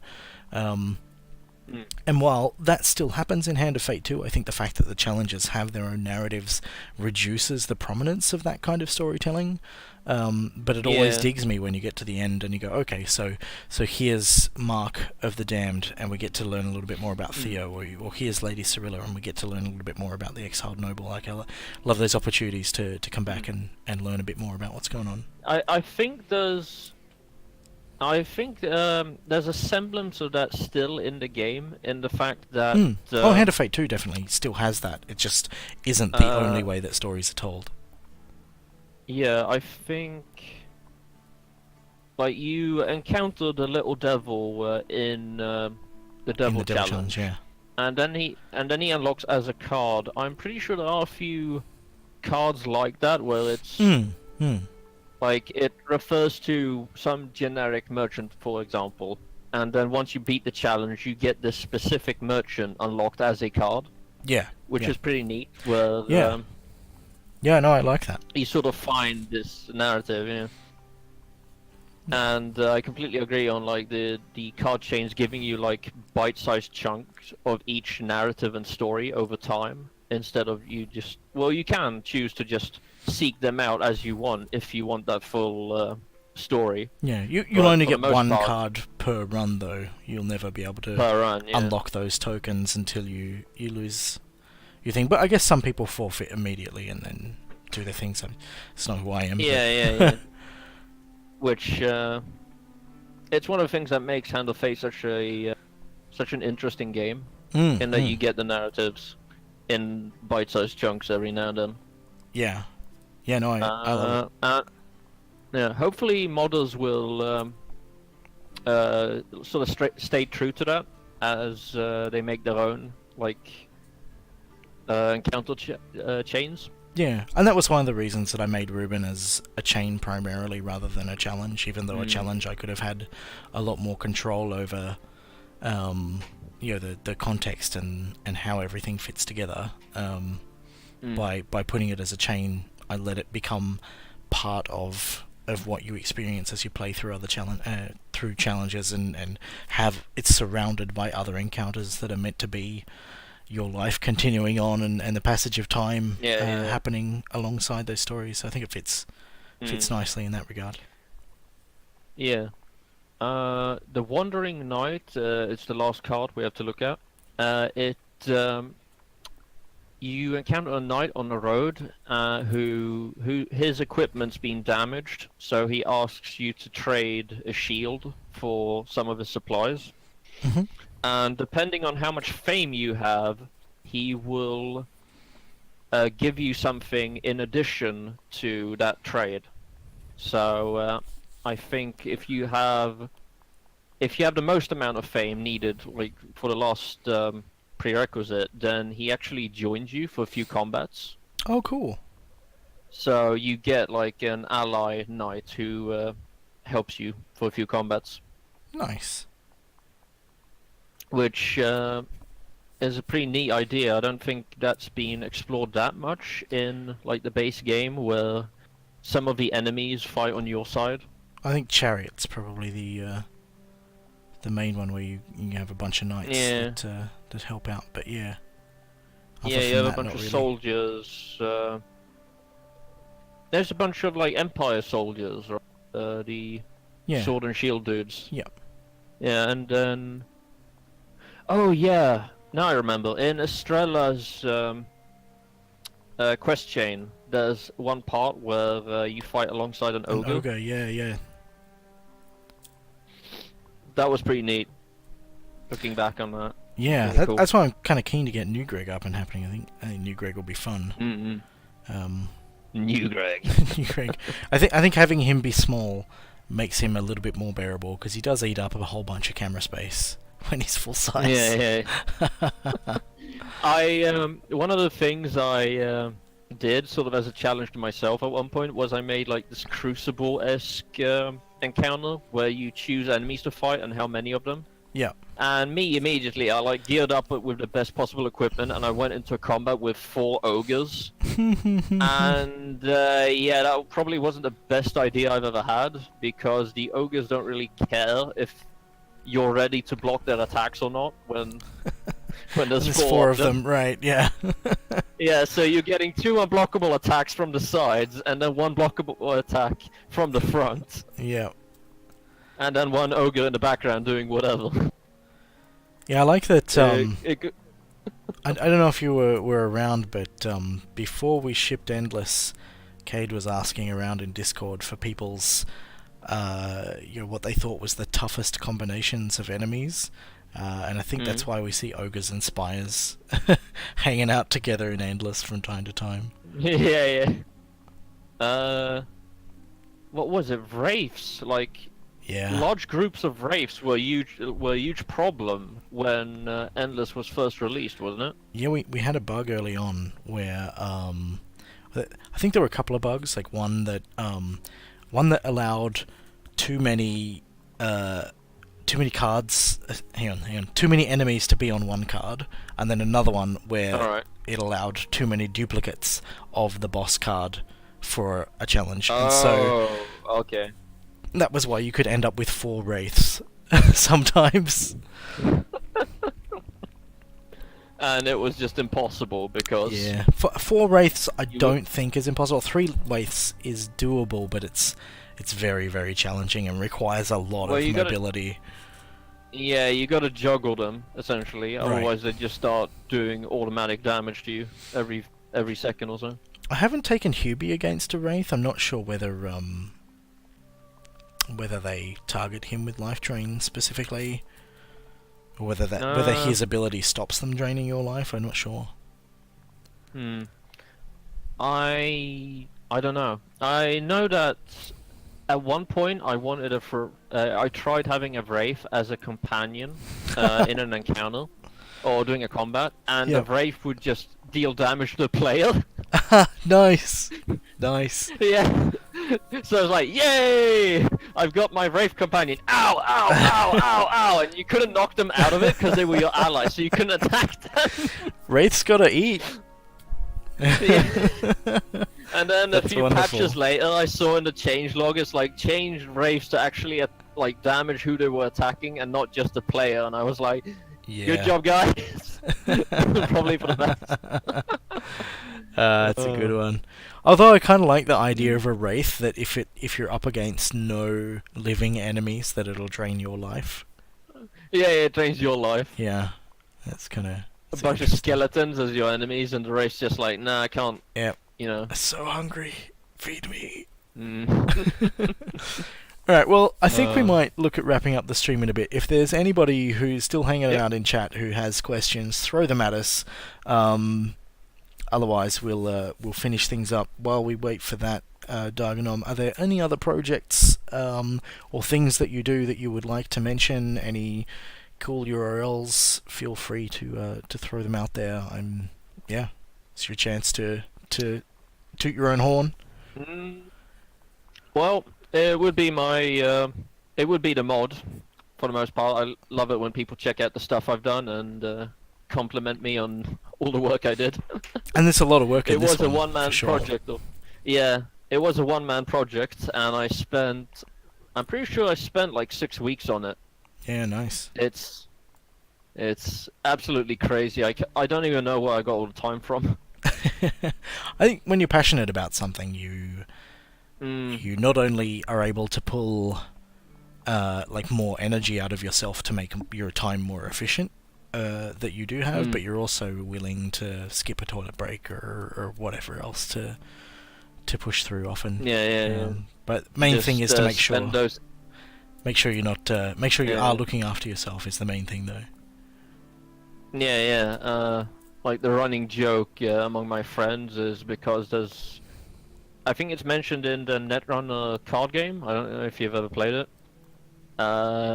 There's one card that's like all-nighter or something like that, where it's literally a guy just drinking like energy drinks long into the night while working on a project, and he's like, yeah, all the studies are wrong. I can drink 12 of these a night and not go into a coma or something like that. It's just... Dear. But yeah, like, I just love it if people check out the mod, give me some feedback, tell me if you liked it, didn't like it, what would you change, and if you want to get into modding yourself, I'll soon have a tutorial series going up on YouTube. Yep. And do you have a YouTube account or URL that people can subscribe to?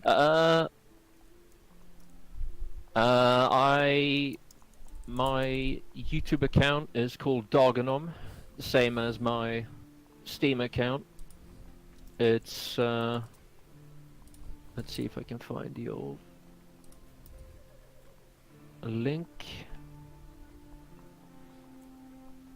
There we go, that should work. Yep, there we go. Hey. Nothing up there yet, because, as I said, I'm incredibly new to That's so video editing and recording. But always a good time to start. Yep, subscribe to that, and you'll see your first tutorials when they go up. Yep. And if anyone like has any questions regarding modding, but like just in general, then they can pop by the Hand of Fate 2 Discord server, where we're all fairly active, aren't we? Like, I'm on there daily, and I've noticed like Cade and the other devs, and you. Yeah, Yeah, you like whenever someone asks a question, you don't have to wait long for you guys to. Unless it's like 3 a.m., in which case. Well, even then, you're sometimes up at 3 a.m. I know. Well, yeah, I'm up at 3 a.m. more often than I'd like to be, but yeah, most of us aren't active at 3 a.m. Yeah. Well, thanks for the stream. No, thanks for joining me. It's been fun, and I realised that I've just changed your avatar to the Hand of Fate 2 channel while I was grabbing the invite link. Whoops-a-daisy. Yeah, dear. But yeah, thanks for joining me. It's been a whole bunch of fun. Sorry that I managed to botch up that final encounter. I thought it was going to be amazing. We have a lovely, perfect run, and we'd be able to talk about the whole thing. But I think it's good that we saved that ending. Something to look forward to. Yeah. No, I think that's good. Yeah. But yeah, thanks for joining me, and we'll I'm sure we'll talk again soon. Yep. Take care. No worries. Thanks for everybody who's watching, and I'll just talk garbage for a few minutes so that there's like it doesn't cut off halfway through me saying, "All right, we're going to wrap up here," which is what usually happens. But yeah, I'll pop this up on